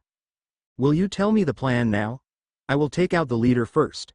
My hope is that losing the leader will put the rest into panic and allow me to take them out quickly. However, the problem is the leader does not want to move closer. I quietly snapped off a nearby branch and threw it close to the leader. This got the attention of all the wolves nearby, and they all started moving towards the stick. Good little doggy, follow the bait. I remarked to myself as I snapped off another branch and threw it again. This time, it was a little bit close to where I was lurking. I repeated this several times, luring the wolves closer to me each time. They're not very bright, are they? The voice within remarked. No, they're not. I snapped another branch and dropped this one directly under me. The wolves again closed in onto the stick. Good doggies, I remarked as I pulled out my knife and got ready to drop on him. I waited in anticipation as the wolves crept closer to me. I could feel a small grumble come from my belly mouth. I should give it a name once I'm done here. The larger wolf gave a small bark, and the other wolves stopped. He started to approach the stick by himself. It looks like luck's on my side today. This makes killing it first easier. I waited until the large wolf was directly underneath and started my attack. I dropped from where I was hiding and started falling towards the ground at great speed. I was aiming to land on top of the big wolf. However, The wolf suddenly jumped back. Fuck. I glanced around and saw another wolf using my legs. I kicked off the tree trunk and dove towards another wolf. I smashed into the wolf with tremendous force, sending the wolf flying. I got up off the ground as fast as possible and began to run to the wolf I knocked down. The wolf was slowly getting up, dazed at what had just happened. Using this, I closed the distance and jumped at the wolf with my knife and impaled it into its side. There was a yelp from the wolf, and then it started growling and trying to bite me. I took the blade out and then stabbed it several times until the wolf fell silent. 1 down, 4 more to go. I stood up and then turned to the other wolves who had been watching the entire thing unfold. The smaller wolves stared at me with the golden eyes snarling at me. The big wolf stood at the back and watched me like a hawk. I did the same, not taking my eyes off all of them. Suddenly he barked, and the 3 smaller wolves all started slowly crawling up to me. I slowly retreated until my back hit a tree. The wolves came up to me slowly, hoping to intimidate me, until one of the wolves got impatient and lunged at me. I dived to the left, and the wolf flew headfirst into a tree, knocking itself out. I quickly got up off the ground and started charging at one of the wolves, hoping to tackle it, but it jumped out of the way just in time. Damn it! I skidded to a stop and did a 180 face the 2 wolves. They were even more focused on me now. I wasn't going to get away with a stunt like that again. To your right, I quickly glanced to my right, but it was too late. I was knocked to the ground by something larger and furry. It was the leader. Fuck, that was his plan. The wolf was on top of me and was about to go for my throat. I managed to wiggle my arm out from under him and start to use it to hold his head back.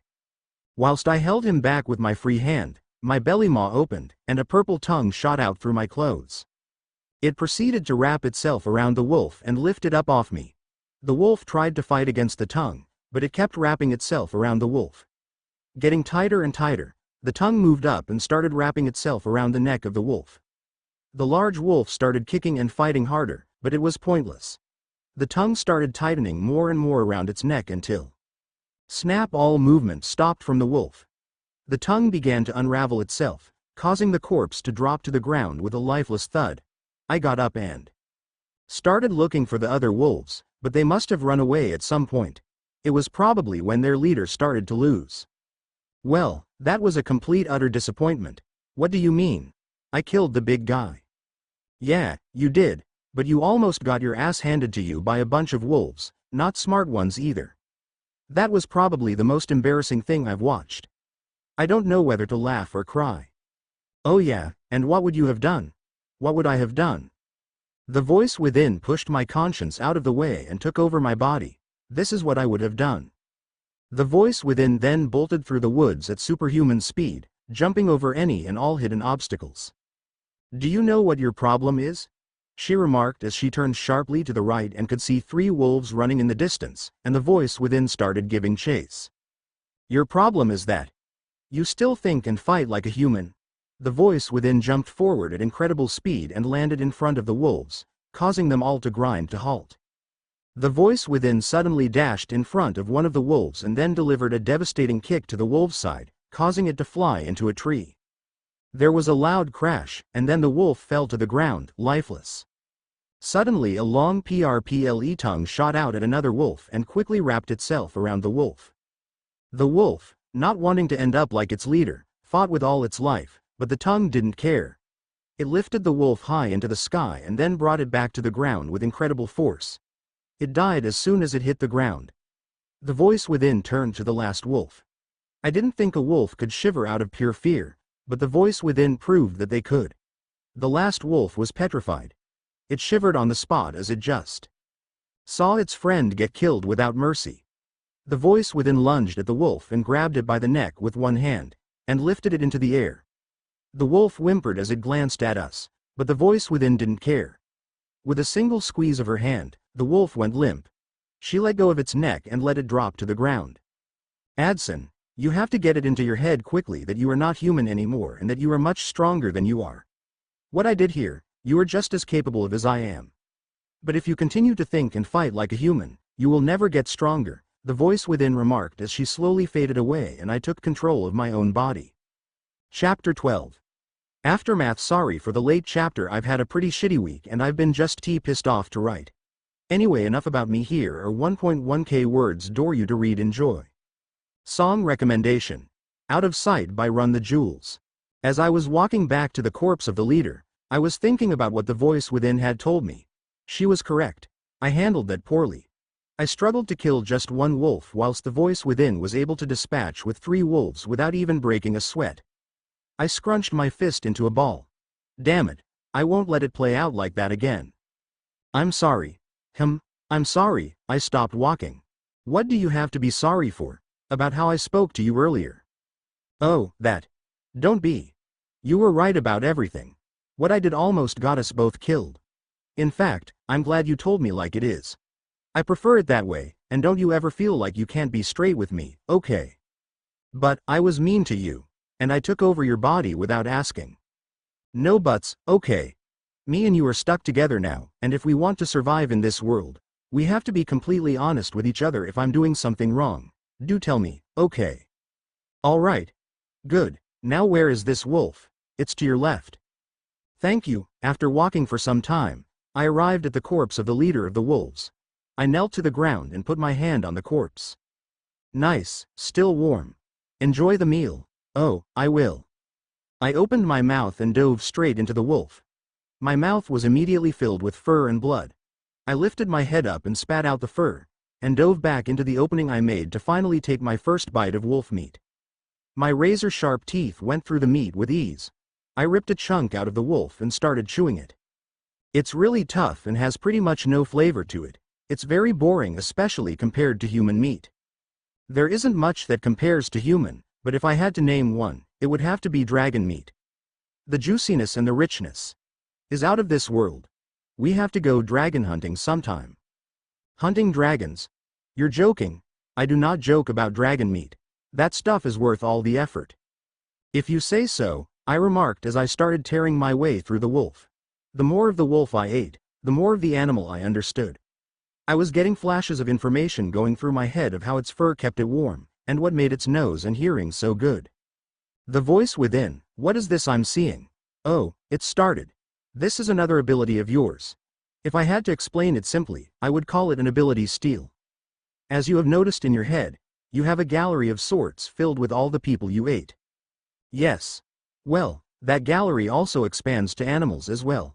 Any animal you eat, not only do you get their physical form, but you also get knowledge of any unique abilities they had that you currently don't have stored in your head. For example, the wolf has given you fur to keep you warm and better hearing and smell. And using the shapeshifting ability, I can incorporate those features into my body. Precisely, I started focusing on the wolf I had eaten and what abilities I had picked up from it. Like the voice within had remarked, I could cover myself in fur and improve my hearing and smell. I decided to start small with the improved hearing. I focused on it. I suddenly went deaf, and I could feel a warm tingling sensation on both sides of my head. After around 30 seconds, the sensation stopped, and my hearing suddenly snapped back, but it was different. Every sound had more depth and detail to it. I could hear owls hooting in the distance, which I couldn't before. This is amazing. Is there a limit to how many I can have? Not that I know of. What are you planning? Heh. What I'm planning is simple. I'm gonna eat my way to the top of the food chain. Not an easy task, but it does sound fun. Yes, it does, and I won't be doing it alone too. I felt something warm rush through my body. Yeah, you won't. What was that? I couldn't hear you. I remarked, stop talking and eat your food. I shrugged my shoulders and went back to eating the wolf. After around 15 minutes, I was done with the wolf. The only thing left was the skeleton with bits of pink flesh stuck to it in places. I glanced down at myself. My blue tunic was stained red, and there was a huge hole in it where my tongue had burst through it. Gosh, I'm a mess. Thankfully I brought spares with me. Do you remember where the clearing with the lake is? It's not far from here, I'll guide you. Thanks. I picked up my bag and started running back towards the clearing. It didn't take that long for me to arrive. A good 5 minutes or so of non-stop running have insane stamina is an amazing bonus. I walked up to the water and started undressing. Once I was naked, I walked into the river and started bathing. The water was freezing, but I was used to it from taking showers in the mine. Once I was clean, I stepped out of the river and glanced at my reflection. I heard a grumbling sound and glanced down at my stomach where my belly maw was. You still haven't named it yet. I honestly forgot. Sorry, I remarked as I rubbed around the maw. There was a slight rumble that felt like it accepted my apology. Now, what's a good name for you? How about Maui? A tongue came out of the maw and licked me on the cheek. Haha. I guess he likes it. Maui it is. I went into my bag of holding and got another blue tunic and then put my dirty one inside it. That's good. Now, people won't think I'm a mass murderer, so what is the plan now? I'm gonna walk through the night. Hopefully, by sunrise, we would have found some settlement. I want to put as much distance between me and the mine as soon as possible. It won't be long until someone discovers what happened there. I want to be long gone by then. Sounds like a plan. Let's go. I put on what remained of my gear and started walking down the path once again. Update: hi. Y'all, just gonna let you know I'm gonna have to put a delay on this chapter because of Christmas and PC troubles. One of my drives got corrupted, bricking my entire PC. I've had to do a full reinstall of Windows and I am now in the process of reinstalling all my lost software and trying to recover any files that I can. Always back up your stuff, kids. Luckily all MCL chapters are stored on the cloud, so I haven't lost any of them, but everything else is pretty much gone, so I've decided I'll take a break. Fix the PC and spend time with the family for a bit and come back in the new year. This also gives me time to plan ahead. I've been winging it for the past 12 chapters and I kinda want to change that, so I'm gonna do something I haven't done before. Plan out an arc. Any suggestions for what could happen, leave in the comments. TLDR. Computer broke. Taking a break for Xmas. So yeah, if you were looking forward to a chapter, sorry. Anyway, Merry Christmas and have a Happy New Year. Sincerely, the Crucible Handler. Lord Shax. Fight forever, Guardian. Chapter: my friend. The Jaded Rabbit. I am back with a chapter for y'all, 1.4k words. I was gonna sit and write a backlog, but man, I got bored. Song recommendation: Shutterbug by Big Boy. Finally, I remarked as I walked out of the woods into an open valley. Yep, took us 2 full days, but we are finally out of the woods. Come on. There should be some sort of civilization nearby. I want to sleep in a bed, not in a tree. Before the voice within could say anything, I started walking down the path which cut through the valley. The valley consisted of low-cur green grass and the occasional flower. There was a gentle breeze that rolled across the valley. Ah, this is nice. It's a lot better to look at than the forest. Huh, you think this looks nice? Then you haven't seen anything yet. Back where I used to live, the valleys were beautiful.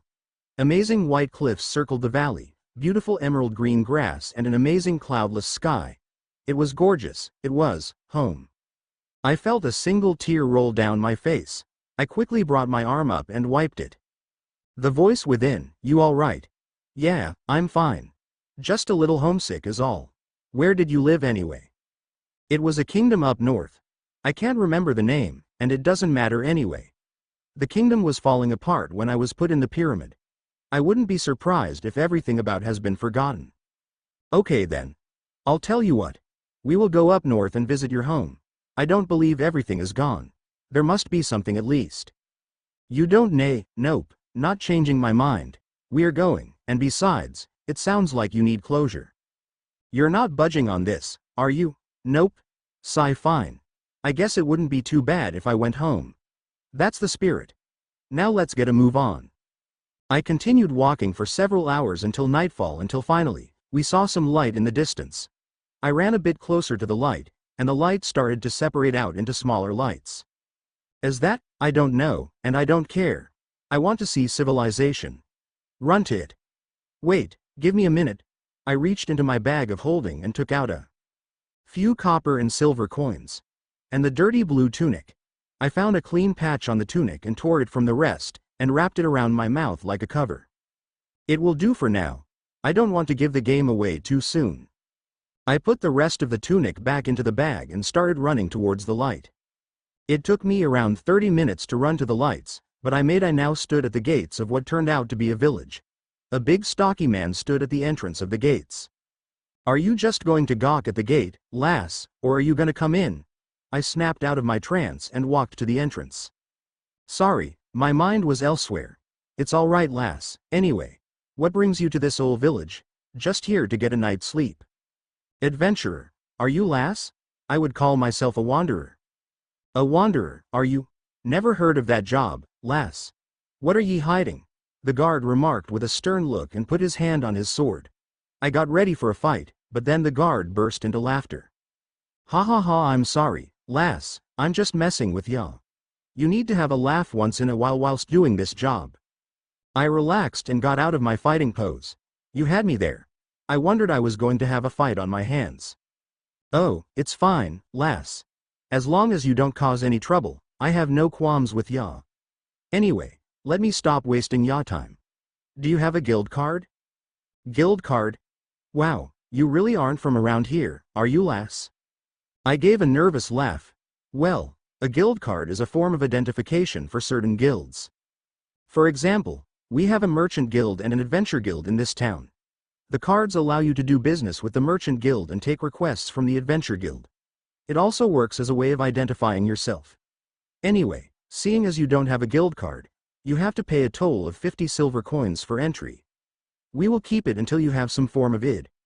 You can get one from the adventure guild in the morning. Thanks for the info. Here are the 50 silver pieces. Thank you. Welcome to Steepwatch, cause no trouble. Oh, before I go, is there anywhere I can get some rest for the night? Yea, visit Anne's Inn, the Jaded Rabbit. Tell them Jacob sent ya. Will do, thanks. No problem, lass. Have a good night.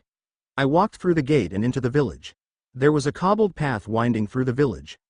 Old wooden houses and surrounded the path and the occasional shop. I walked along the path until I reached a well. The path circled the well and split into 5 different directions. I glanced around and saw a large building with a wooded sign that had a rabbit sleeping in a bed. Finally, a warm bed. I ran to the entrance of the inn. I could hear singing inside and the sound of music. I pushed the door open. I was assaulted with the smell of cooked food and the sound of people talking, laughing and singing. I walked towards the bar and took a seat on a stool. A barmaid with long brown hair ran around the bar serving all the customers. What you want? She remarked with a very rough voice. Air.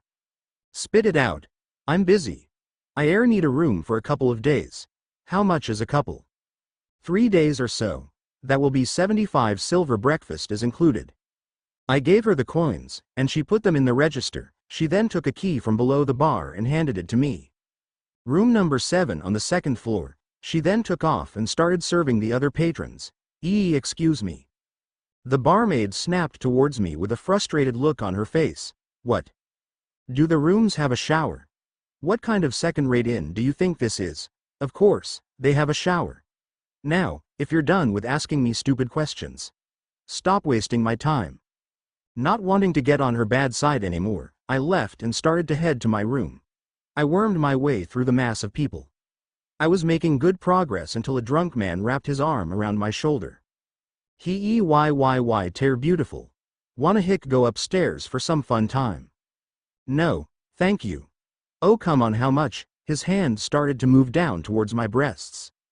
I'm not interested. I turned around and gently pushed him away. However, he was too drunk and lost balance, falling over and smacking his head on a nearby table. There was blood coming down his head. You bitch! He got up and grabbed a nearby bottle. The crowd backed away from around us. I got into my fight pose, ready to fight him. He got ready to charge me with the bottle. That's enough. A familiar rough voice yelled out. The barmaid walked out from the crowd. Cedric, I'm only going to say this once. Put the bottle down and go home. Make me Anne, he remarked, and he charged the barmaid. The barmaid rolled her eyes and sidestepped the oncoming drunk. As he sailed by where she was, she stuck her leg out and tripped him over. He fell and slid across the floor. You bit! Before he could even finish the sentence, the barmaid walked up to his head and kicked it, knocking him out instantly. Somebody take him home. And you, she pointed at me, cause any more ill boot your ass onto the street, understand? Yes, ma'am. She gave me a nod and walked back to the bar. That was eventful, wasn't it? Yeah, it was the voice within. Come on, let's get some sleep. And without a further word, I WLKED to my room, looking forward to a shower and warm bed. Chapter 14. Breakfast another chapter on the shorter side today enjoy. Song recommendation. Lawrence the First Vicar, Bloodborne Ost. Rise and shine, sleepyhead. Grown 5 more minutes, I'm tired, it's midday. Lemme sleep, the voice within. I didn't want to do this. I felt a sudden jolt rush through my body that made me jump out of bed. Yarg, what the hell was that, Alexis? A little wake-up call. Come on, we have stuff to do today, remember. We can't have you sleeping the day away. Alright, I get it. I reluctantly got up and walked to the shower. The room we got was nice. It consisted of a single bed which was basic but comfortable. It also came with a small bedside cabinet. The room also came with a small desk with a lamp on it and a wardrobe. Additionally, the room came with a nice view overlooking the center of the village. I stepped into the shower and pushed the button for hot water. There was a quick blast of cold water, and then the water started to heat up. That's nice. Hot showers are amazing. I spent a good 30 minutes in the shower just enjoying myself. Once I was done in the shower, I walked out of the shower and dried myself, and then went to go put on my gear. Okay, the plan for today. Buy new clothing and possibly some armor. Get some meat to eat. Honestly, I walked into the inn last night, and everyone smelled way too good. And apply at the Adventure Guild. Sounds like a plan. But I got to tell you, we need to hunt soon. Preferably something human. It's been a while since we have eaten something human. Can't I just leave the village and hunt some animals? Because humans have a life force that is specific to their kind. We need this life force to maintain ourselves. If we don't, we lose who we are, and we just become a beast that follows our most basic instincts. Eating animals helps stave it off for a while, but regular consumption of humans is needed. Alright, makes sense. But how I'm going to do this without anyone noticing something up is hard. If someone goes missing, they will think it's the person who walked into the village last night. I know. That's the hard part. I'll think of something. You go shopping. I nodded and walked out of my room downstairs into the main lobby, bar area. When I arrived in the main area, it was completely different compared to last night. The place was nearly empty. There was no music playing, and the warm feeling that filled the inn was gone. Looks like the troublemaker finally woke up. I glanced to the bar and saw it was the same barmaid from last night. Haha, sorry for last night. As you should be. Come, let's talk. I walked towards the bar and sat on the stool. So troublemaker, what's her name? Adson, nice and simple. My name is Anne, owner of this fine establishment. So what brings you to this inn of mine? The guard. Jacob told me to stay here. Jacob, alright, you're off the hook for last night. Wait, just like that. Yeah, if Jacob says you alright, then it's fine with me. Anyway, can I get you some breakfast? Yeah, that would be nice. She left and went to the kitchen. She seems alright. Yeah, she does. Got an idea of how we can solve the food problem? Yeah, but it ain't a great one. In a village of this size, there must be some homeless people around. You're not suggesting? Yes, I am. Look, they're homeless, and nobody would probably notice they're missing anyway. So it's either that or we go for criminals. I mean, if they go missing, the last people they will go to are any sort of authority, and we would do the village a favor. But we risk getting the attention of some very people whom ill think on it. Okay, but make a decision soon. I continued talking with the voice within for 10 minutes until the barmaid finally came back with a plate of food. There you are. Eat up. I want that plate empty. We don't waste food in this place. Trust me. I don't like wasting food either. She gave me a nod and walked back to the kitchen. I glanced down at the plate before me. It was a mix of fried eggs, sausages, golden toasted bread, some mushrooms and beans. This looks amazing. I undid my mouth cover and then dove in with my fork and started eating. The eggs tasted amazing, runny and salty, just the best. I moved on to the sausages and took a bite. It was very juicy and succulent, but it felt like it was missing something. The voice within, what's wrong with these sausages? Ah, so you've noticed. All of its life force is gone, so it does nothing for you. This is what happens to meat after a long time and when you cook it. With enough practice, you will be able to figure out how long something has been dead for. I continued eating my breakfast, making sure to leave the plate clean. I signaled for the barmaid to come back. Wow, you real, What the hell? I glanced around, trying to see what the maid was shocked about. I turned back to her, and she pointed her shaking hand to her mouth. My eyes bulged, and I quickly grabbed the old scrap of tunic and wrapped it around my mouth. Then, I quickly got off my chair and started going for the exit. Wait, stop. The barmaid yelled, but I ignored her bolted out the front door. Chapter 15. Adventure Guild. I am back. I was meant to release this a lot sooner, but well, I got caught up in assignments, and I caught COVID on top of it as well, so I have been preoccupied as well anyway. Here is the chapter several weeks late, better late than never, though, right? Also, thank you Lucy Reeps for the nice review. You can stop running now. My feet slowed from a run into a slow walk, she saw. Yeah, she did, but I think you're overreacting. How can you be so calm? What if she tells someone we don't need any attention right now? We need to deal with her. I don't think so. You've done nothing wrong, so she has no reason to tell on you. Take a few breaths and calm down. I leant back on a nearby wall and collected my wonders. Then, after a few minutes, I got up from the wall. Better. Yeah, much better. God, that was stupid. How am I going to iron that over with her? We will deal with later. We are losing sunshine. Come on, we have stuff to do. I got up and started walking back to the center, stopping once in a while to ask the nearby citizens if they knew where the Adventure Guild was. The Adventure Guild was on the far side of the town in its own place. It was a large gray stone building with a clock on its front. Why does a village like this need a building this large? I don't know. Let's go inside and find out. I walked up the small set of stairs and pushed the large oak door. The sounds of countless people talking immediately assaulted me. I've never seen so many people in one place before, I remarked to the voice within. Yeah, it's been a while for me as well. Looking over there, I glanced to the right, and I saw a bird made out of water flying around the room carrying something. Is that? Yep, that's magic. Judging from that control, they're pretty skilled. Be careful. My past experiences with mages have never ended well. I nodded and decided I would keep my distance from him. I glanced around and saw a sign that remarked reception on it. I walked towards it and stood in the queue. What happened that caused you to be so wary around mages? Most I've met have been obsessed with knowledge and would do all sorts depraved things to obtain it.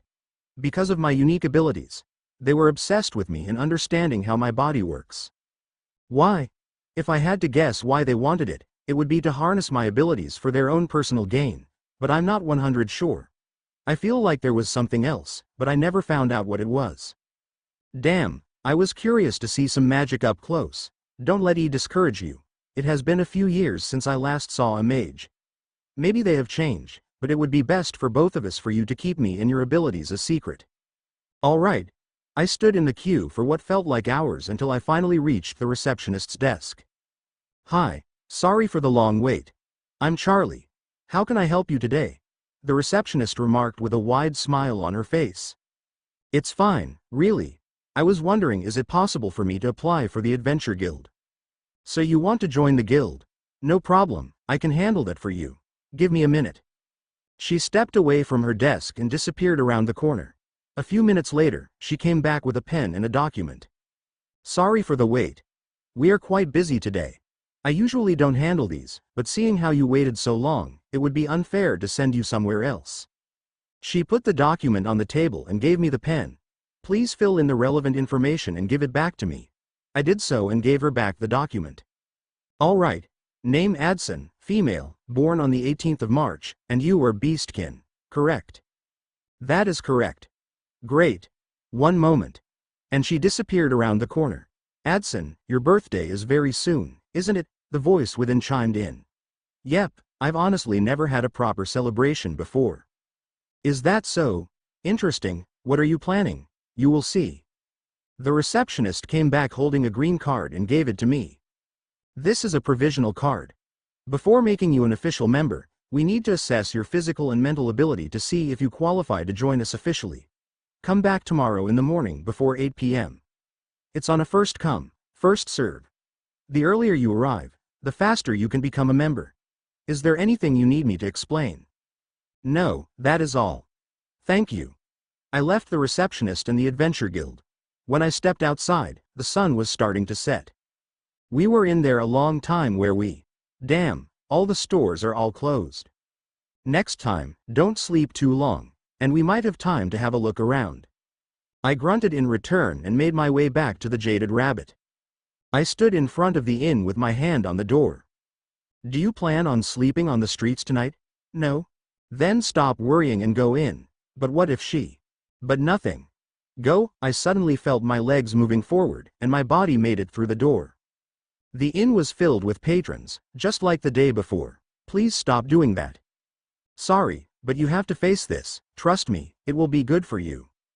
I pulled the hood on my cloak up and slowly made my way to the stairs, hoping to avoid making any eye contact with anyone.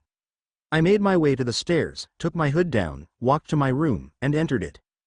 Finally, I threw myself on the bed and closed my eyes. Knock knock knock. Hey, it's me, Anne. Can you please come to the door? I want to apologize. I got up from the bed and walked to the door.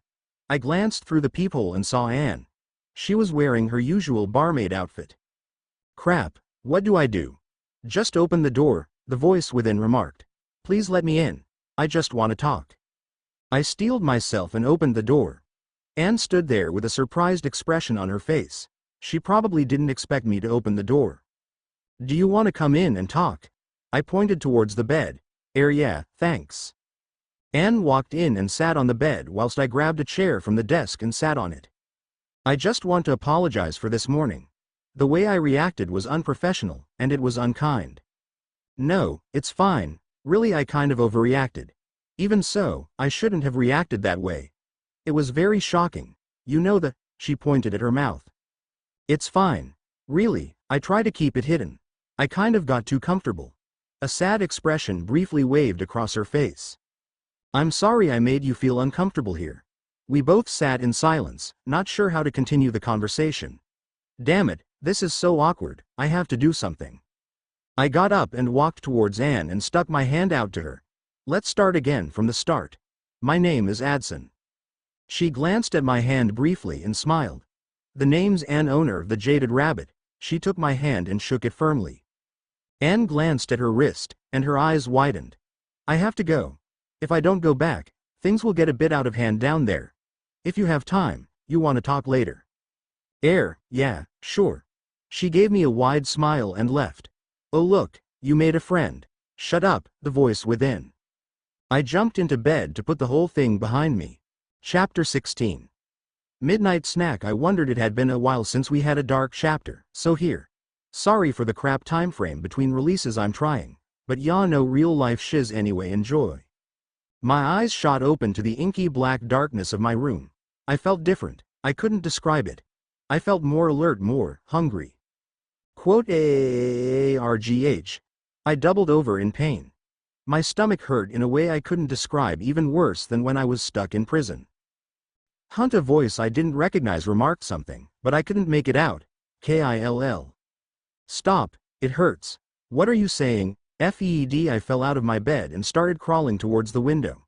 The unknown voice constantly saying things I couldn't understand.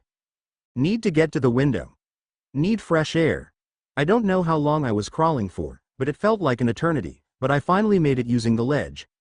I pulled myself up, ignoring the pain as best as I could. The moment I was standing, I used all my strength to push open the window. It swung wide open, and then the smell hit me. The smell of the city, from the rats that scurried on the street to all the people asleep. Unaware that a predator was among them. I drank in the smell. How could I never have noticed it before? And finally, the voice spoke to me, and I could understand it all too well. DEVOUR, and without further word, I leapt out of my window. Spare change. Any spare change, ma'am? She gave me a look of disgust and hurried away. Yeah, sounds about right. I sighed and decided I would call it a night. So I packed up my prized belongings of an old tattered blanket and a small wooden bowl and headed home. Home was a good 20 minutes away if I took the usual route, but I decided to take the faster route. I ducked into one of the side alleys and started walking.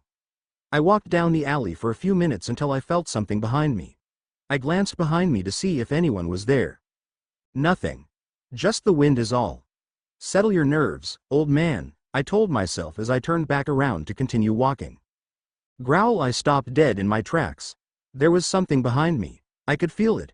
I got ready to take off and run, but the creature let out another growl, letting me know it was a bad idea. Lou. Look, I'm just a beggar. I don't have anything valuable, okay. It let out another deep growl, and then I felt something wet touch my neck. I shuddered in response. The creature grabbed my shoulder and slowly turned me around. My heart raced. Oh God, what was this creature going to do to me? I wondered to myself. It turned me around, and I was met with the creature in all its fear-inducing glory. It had bright glowing red eyes, silver hair and a mouth full of serrated teeth dripping with blood. I glanced down and through the torn and blood-stained clothing to see a big purple thing moving. The purple thing slowly slithered up my body. Oh God, please stop. But the creature ignored the pleas. The purple thing kept slithering until it reached my neck and started wrapping itself around my neck. Look, I don't know what you want, but maybe we can come to a. My voice got caught in my throat as the purple thing started tightening around my neck. I punched and kicked at the creature and at the purple thing, but they both shrugged off them attacks like nothing. I glanced at the creature. It had a sadistic toothy smile on its face. I was enjoying this. My vision slowly faded to black and then nothing. Finally, the prey is asleep. I unwrapped my tongue around his neck, and it dropped to the ground like the useless lump of flesh it was. How many does that make it now? 5. I'm not sure, I haven't been keeping track. I picked up his body and went to find somewhere quiet. I didn't want to be interrupted during my meal. I quick hop, skip and a jump, and I was in my quiet place. It was a secluded area near the rear of the town. Judging by the desolate houses and the litter all over the place, not many people come here. I dumped the body and floor and began to dig, starting with my favorite part, the heart. Adson, God, that hurts, please stop, I remarked whilst wrapping my hand on my head. It was different but still just as painful. Adson, who is saying that? Stop it. Adson. I know you're in there. Who is this Adson person? Leave me alone. The voice kept pushing harder and harder. It kept saying this name, Adson. Who was it? Why did it sound so familiar? Adson. The voice finally broke through. I could understand it now. It was the voice within, and the name she was calling out was mine. Adson, the voice within, that, you. Yes, it seems I finally broke through. Yes, I am the voice within. Do you know who you are? I'm Adson. Oh, thank God you didn't lose yourself. Yeah, it was a close one, though. It is just so easy to give yourself like that, and the worst part is that it felt good, like really good. But you didn't. That's what matters. You came back. I knew this might happen, but I wondered when the time would come. I would help in restraining it, but your instincts were stronger than I ever could have wondered. Instincts? That's the best way I could describe it. What took over your body was our race's most basic but most powerful desire to devour everything in its path. This desire is so powerful that it can overwhelm our being, leaving nothing but a mindless monster. No, there is no way to get rid of it. The only thing you can do is manage it by eating people. I glanced at my blood-soaked hands and towards the still unconscious man. Fuck. I know it's a lot to take in. It's why I kept it from you. You've changed so much in so little time. I didn't want to hit you with it so soon. I know. I slowly stood up and walked to the body. I know, but this is my life now. I plunged my hand into his chest and took out his heart, and took a large bite out of it. Funny, it doesn't taste as nice as usual, but I kept eating anyway. Chapter 17. Lillian and Joshua. New chapter. I had planned for us to start the assessment this chapter, but man, sometime my mind has other ideas. Rise and shine, sleepyhead. I let an audible groan. Do I have to? I feel like shit. Yes, you do remember we have to go to the Adventure Guild today. Shit. I slogged out of my bed and into the bathroom. I switched on the shower and then stepped into it. Ah, that's just what I needed. The water turned red as blood started washing off me. I really am a messy eater, aren't I? I grabbed the bar of soap and started scrubbing. So, how are you feeling? I paused briefly and then continued scrubbing. Better now that I'm in control of myself again, but I would be a liar if I remarked I wasn't concerned. As long as you are feeling better, and don't worry, as long as I am here, I won't let that happen again. Thanks, I spent the rest of the shower in silence, cleaning the dried blood off my body. It took me around 10 minutes. But when I was done, I felt like a new person. I stepped out of the shower and out of the bathroom to go get change. I found my bloodied clothes on the floor. I glanced up at the open window. Something doesn't add up. How did I get back here? I don't remember. My memories are a bit fuzzy. Oh, that's nothing special really. After you ate the body, you kind of passed out. I think the whole ordeal took a massive toll on you. Anyway, it's not important. I took control of your body and took us both home. Oh, thanks, no problem. Now stop asking stupid questions and get ready. Okay, Mom. None of the sass, young lady. I glanced towards the mirror and stuck my tongue out and started putting clothes on. Thankfully I stole some extra clothes from the guards before I came here, or I would have been screwed. I quickly put on my uniform and hopped out of my room, and rushed out of the inn. I made my way to the Adventure Guild entrance. It took me 5 minutes to get there, but when I arrived, I was met by the same big oak door. I pushed the door open and was surprised the Adventure Guild was practically empty. I walked up to the receptionist's desk. It was empty. I leant over the desk and saw a golden bell. I glanced around the guild and shrugged, and pressed the bell. It rang out through the hall. 1 second. Be right there. I heard the sound of clattering and several curse words, and then finally, the receptionist walked around the corner. Her hair was a mess, and her clothes had a small layer of dust on them. Sorry for that. I was sorting out our old records. How can I help you? Riite, I'm here for the assessment. Oh yes. I remember you. 1 second, can I have your ID? I passed her the ID card I got, and she tapped it on her desk. Some invisible runes lit up all along with the desk, and the receptionist's eyes turned gold. What's that? The receptionist gave a small smile. It's the new cataloging system. Well, I say new, it's been used in the capital for years now, but because we live so far out, we only just got it. Basically, it's a system that logs all of your data, such as your guild rank and all the jobs you have done. So it makes our jobs easier. And life easier for you, seeing how you won't have to carry a physical log of all this stuff with you. Wait, you had to carry a log with you? Wouldn't it get damaged or destroyed? Ah, give me a moment. The receptionist left the desk and walked around the corner. After a few more curse words, she came back covered in more dust, holding a thick book covered in runes. Took me a bit to find, but here it is, my old logbook. She put it down on the desk and handed it to me. The book was heavy and had runes all over. Protection runes and a lot of M. The voice within chimed in, by the looks of it, that book is probably more durable than the adventurer carrying it. That's a lot of runes. I placed the book down on the desk. That it is. Those magicians in the city sure know their stuff. I've been through hell and high water, and that book has never had a single scratch on it. She took the book and put it under her desk. Why are they getting rid of the books? They seem to work fine. Well, between you and me, it's a cost issue obviously. Books of this quality are expensive, so your average adventurer couldn't possibly afford it. So what the guild would do is take a percentage out of your earnings to pay for the book. And over time you would pay for it. The problem with this is that some adventurers would die before paying it back. Some adventures would take way too long to pay it back, and so on and so forth. So a decision was made to switch to the cards we have now. It's cheaper to make, and if the adventurer dies, not much is lost. You're so casual about adventures dying. Yeah, look, I'm not some cold-hearted person, but these are the risks of choosing this job. Hell, I've had a few close shaves back in my adventuring days. Take this piece of advice from a former adventurer. Be prepared for every mission to be your last and never get complacent. Always stay vigilant. Thank you for the advice. I'll keep it in mind. Good. Now let's get back on track. You're here for the entrance exam. Let's see. Her eyes started glowing gold again. Adson, correct. Yee, okay.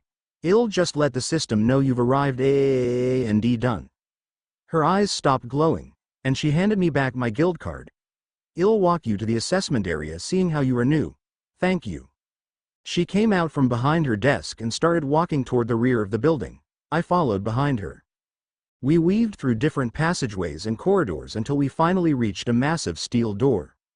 The receptionist walked up to the door and knocked twice. The door lit up with gold runes and, with a heavy groan, started to open.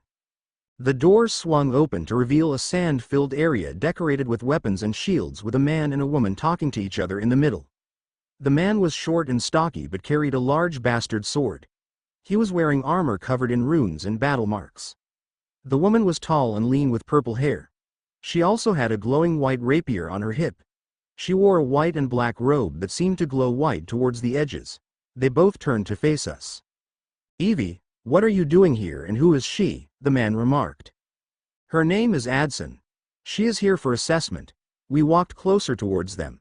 As I approached closer, I noticed the female had very pale skin that glowed a slight blue and her some form of painting of markings on her face. "Where are my manners?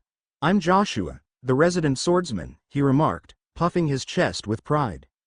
"And I'm Lillian, the resident mage," she remarked with a smile. I felt the voice within stir within me. A wave of hatred briefly washed over me. "Easy," the voice within.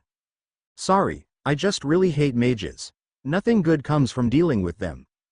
I'm Adson, newbie. I just registered yesterday." I stuck my hand out. The man and woman both shook my hand. "Seeing how you are the only one here, why don't we do a little sparring to pass the time?" he remarked with his eyes glowing with excitement. Thwack. Arg. What was Thar for Lily? Honestly, you battle-crazed maniac, can you go 5 minutes without wanting to fight something or someone and don't call me Lily? She glanced towards me apologetically. "Sorry about that, buffoon. You don't have to fight him if you don't want to." "Thanks. I want to save my energy for the assessment." "Good idea. Well, follow me. I'll tell you all about the assessment." Chapter 18. The test begins now. Oh, look, a chapter, and it only took me a month. Sorry, I've been up to my neck with coursework and other stuff. I want to write more, but I just don't have the time. Also, I've decided to speed things up a bit because it's not fair on you guys. Hopefully, the next chapter won't take a month to release. Anyway, enjoy the chapter. Well, I will leave you with Lilian and Joshua's very capable hands, the receptionist remarked with a smile and, without skipping a beat, turned and walked off the training ground. Now about the assessment. I turned to face the mage. The assessment consists of a little hunting expedition. Hunting, that's all? There is more to it than that. This exam exists to grade your skill level. Your aim is to go into a special part of the forest reserved for the guild and hunt. Sounds easy enough. There is more to it than that. The more valuable the animal or monster you hunt, the higher we grade you. However, keep in mind the more valuable the kill, the more difficult it will be to deal with. Let's say you kill a goblin and bring it back to us. We would give you the lowest grade we can, which is F. However, if you were to kill, let's say, ogre, we would give you a C. You can also kill enemies in large quantities. For example, if you couldn't find an ogre, you could give us something that is equivalent to that, for example 10 wolves. How do you expect me to carry 10 wolves? That's for you to figure out. This test also serves as an exercise of what to expect out there on the field. You need to be creative.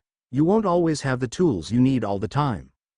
We kept on walking until we reached a set of benches on the other side of the training ground. Right, I'll leave you here.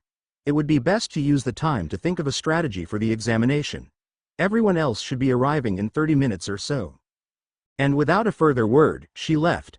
I still don't like her. I know you don't, but for now, we have no reason to fight her, and she doesn't have a reason to fight us. Besides, we have more important things to think about. I guess so. Do you have a plan on how we are gonna win this? According to the mage, we have lots of ways of winning this. I want to get at least a D or maybe a C. C? Why so low? I don't want to draw too much attention at the moment, not until I have some serious strength to back it up. Makes sense. And speaking of strength, we have to address yours. Address? What do we have to address? It's inconsistency. Your strength is all over the place. As of right now, you should have the combined strength of more than 100 people, yet you struggled to fight that wolf. I've been wanting to address this for a while, but I wanted us to get settled in. Look, this requires a more practical demonstration, so we will wait until the exam starts. Once we are alone, I can walk you through it. I adjusted the chair to get more comfortable and spent the next half hour talking about strategy with the voice within, but we couldn't land on something we both liked, so we decided we would see what happens and adapt from there. As we were doing this, more and more people started trickling into the training grounds. I got up from my chair to go mix with the others. There were all sorts of people ranging from short rogue-ish types to large and heavily armored brutes. All in all, there were 30 people here in total. All right, you miserable lot, pay attention. We all turned to the voice. It was Joshua who stood on some sort of stage. Good. Now that I have all of your attention, you are all here to be assessed on whether you are good enough to join our guild and whether you have the skills to be an adventurer. You understand? There were some groans of acknowledgement that came from the crowd. Good. I'll leave things to my partner. Joshua walked off the stage as Lilian walked up. Thank you. Now that my colleague has gotten all your attention, let me explain the rules of what's going to happen. She then spent the next 10 minutes or so explaining the rules to everyone. Any questions? Yeah, a voice chirped from the back. We all turned to where the voice came from. It came from a short skinny man who glanced like he really didn't belong here. See, can we? Ya know, come on, spit it out. We don't have all day. Yes. Are we allowed to harm other participants? Good question. Harming other participants is allowed. However, outright killing others is prohibited. If you do well, let's say the consequences will be high. Her eyes flashed purple, and an oppressive aura washed over the crowd. Good. Now that all that is out of the way, we can begin the assignment. She walked off the stage and into an empty space on the training ground. Lilian then started collecting some purple energy in her right hand and started drawing runes in the air. The purple energy from her hand left purple traces where she drew the symbols. The runes began simple but got more complex as she drew them. It didn't help that she was drawing these at incredible speed, and in a few minutes, hundreds of runes were flying around her.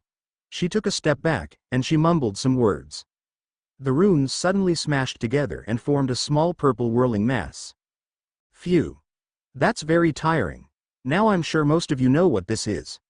But for those who don't, it's a portal. You step through it, and you end up somewhere else. Understand? Good. Now line up in a single file line. We all got in a line and started walking through the portal. I was 10th or so it didn't take long for it to be my turn.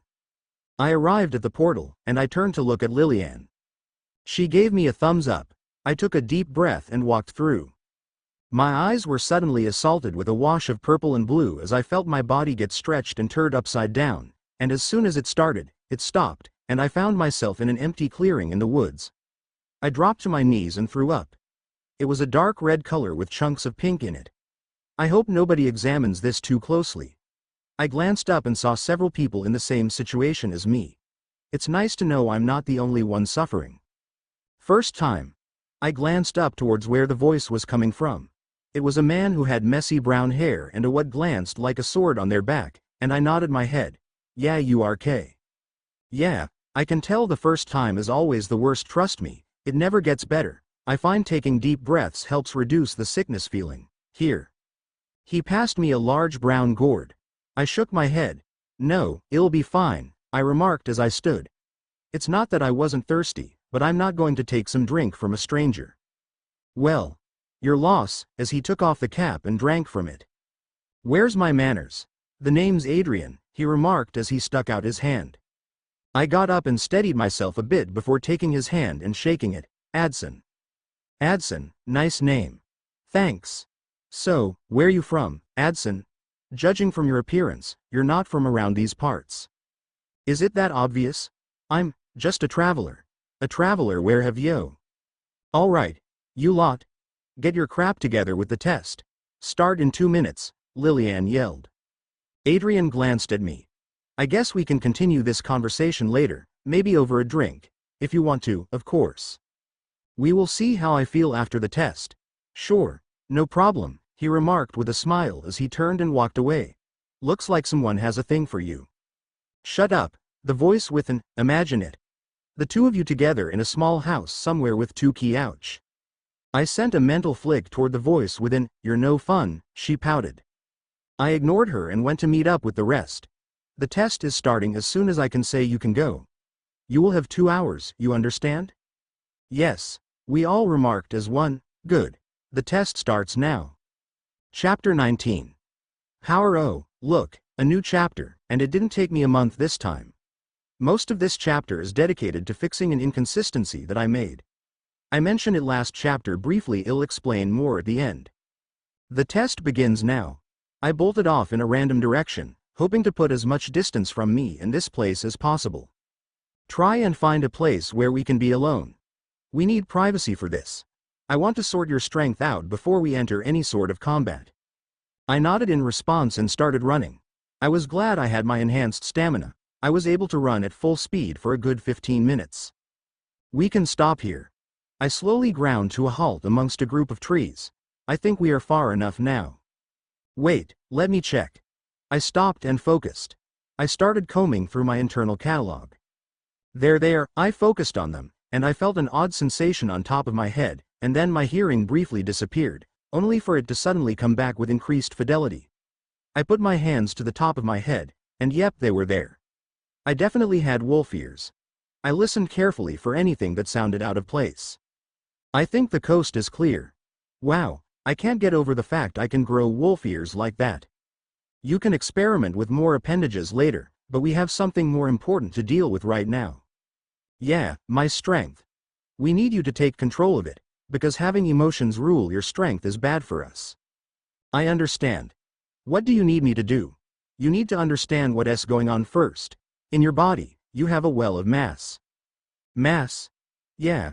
Remember a while back I remarked anything you eat gets converted into strength? Kinda. Well, it doesn't matter. I'm going to explain it again. Whatever you eat gets converted into a mass that you can use to augment your body. This mass is stored inside you.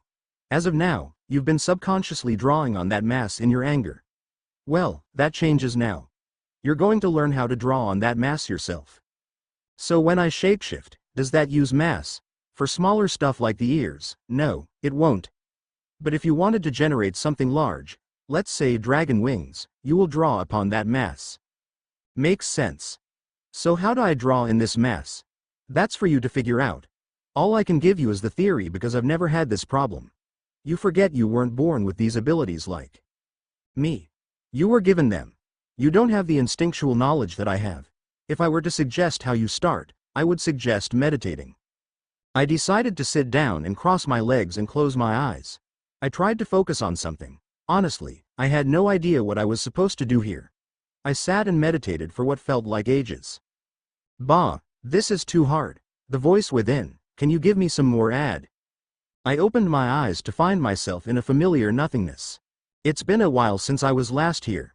The voice within, where are you? I stood and waited for no response. It looks like I will have to find my own way out. I swam around in the vast nothingness for Lord knows how long.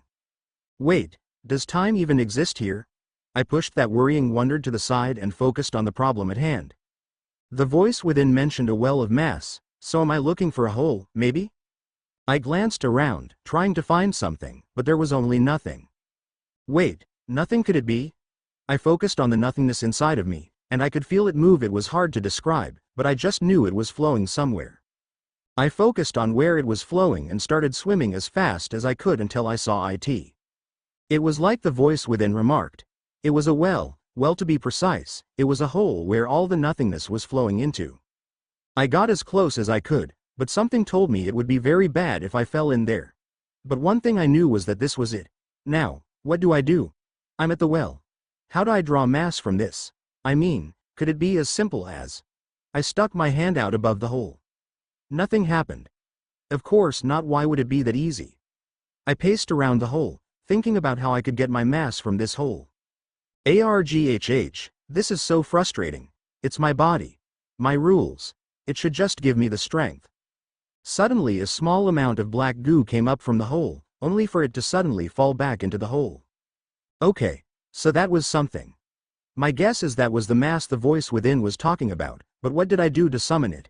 Is it just as simple as asking for it? Can I have some mass? Nothing. Of course, that wasn't it. Maybe I have to be more assertive about it. I demand you give me more strength. Still nothing. What did I do that time? I pondered what I did to get the black goo to come up. Is it not giving it to me because I'm asking for it? Which, if you think about it, makes a lot of sense. Who am I asking here? This mass is mine. I don't need to ask for something that is already mine. I walked up to the hole and glanced down at it. I put my hand above it. I relaxed and focused on only one thing. Using what is mine. I am taking my strength. The words rang throughout the vast nothingness. Then black goo started flowing out of the hole in large quantities. I grabbed hold of it, and it started flowing into me. I felt my body firm up. This is amazing. All this power I was sleeping on. Haha, well done. I'm so proud. I turned to where the voice came from, but as soon as I did, I found myself back in the woods as soon as I did. Who was that? It didn't sound anything like the voice within or anyone I know, for that matter. You're back. Took you long enough. Yeah, sorry. How long was I out for? About 5 minutes, why? 5 minutes felt longer than that. Well, don't dwell too much on that. I want to talk about the most exciting part. You figured it, haven't you? Yep, let me show you. I drew upon the mass, and I felt it collect in my body. I sent all the mass to my arms, and I watched as my muscle got more taut and stiff. I walked up to a tree and gave it a punch. The tree splintered and then immediately gave way. I jumped out of the way as it fell to the ground. That's some power you got there, but you lacked control. But we can work on that. Now let's get out and dodge. We've definitely drawn some unwanted attention. Basically, the inconsistency was Adson's strength and how in the early chapters she showed feats of superhuman strength but struggled against opponents she shouldn't have, i.e. that wolf. I knew I had to address this, and I think I did in this chapter. By the way, this was one of the hardest chapters to write because I honestly struggled to find the words to describe what I had in my head. I hope I did a good job. Let me know. Anyway, thanks for watching.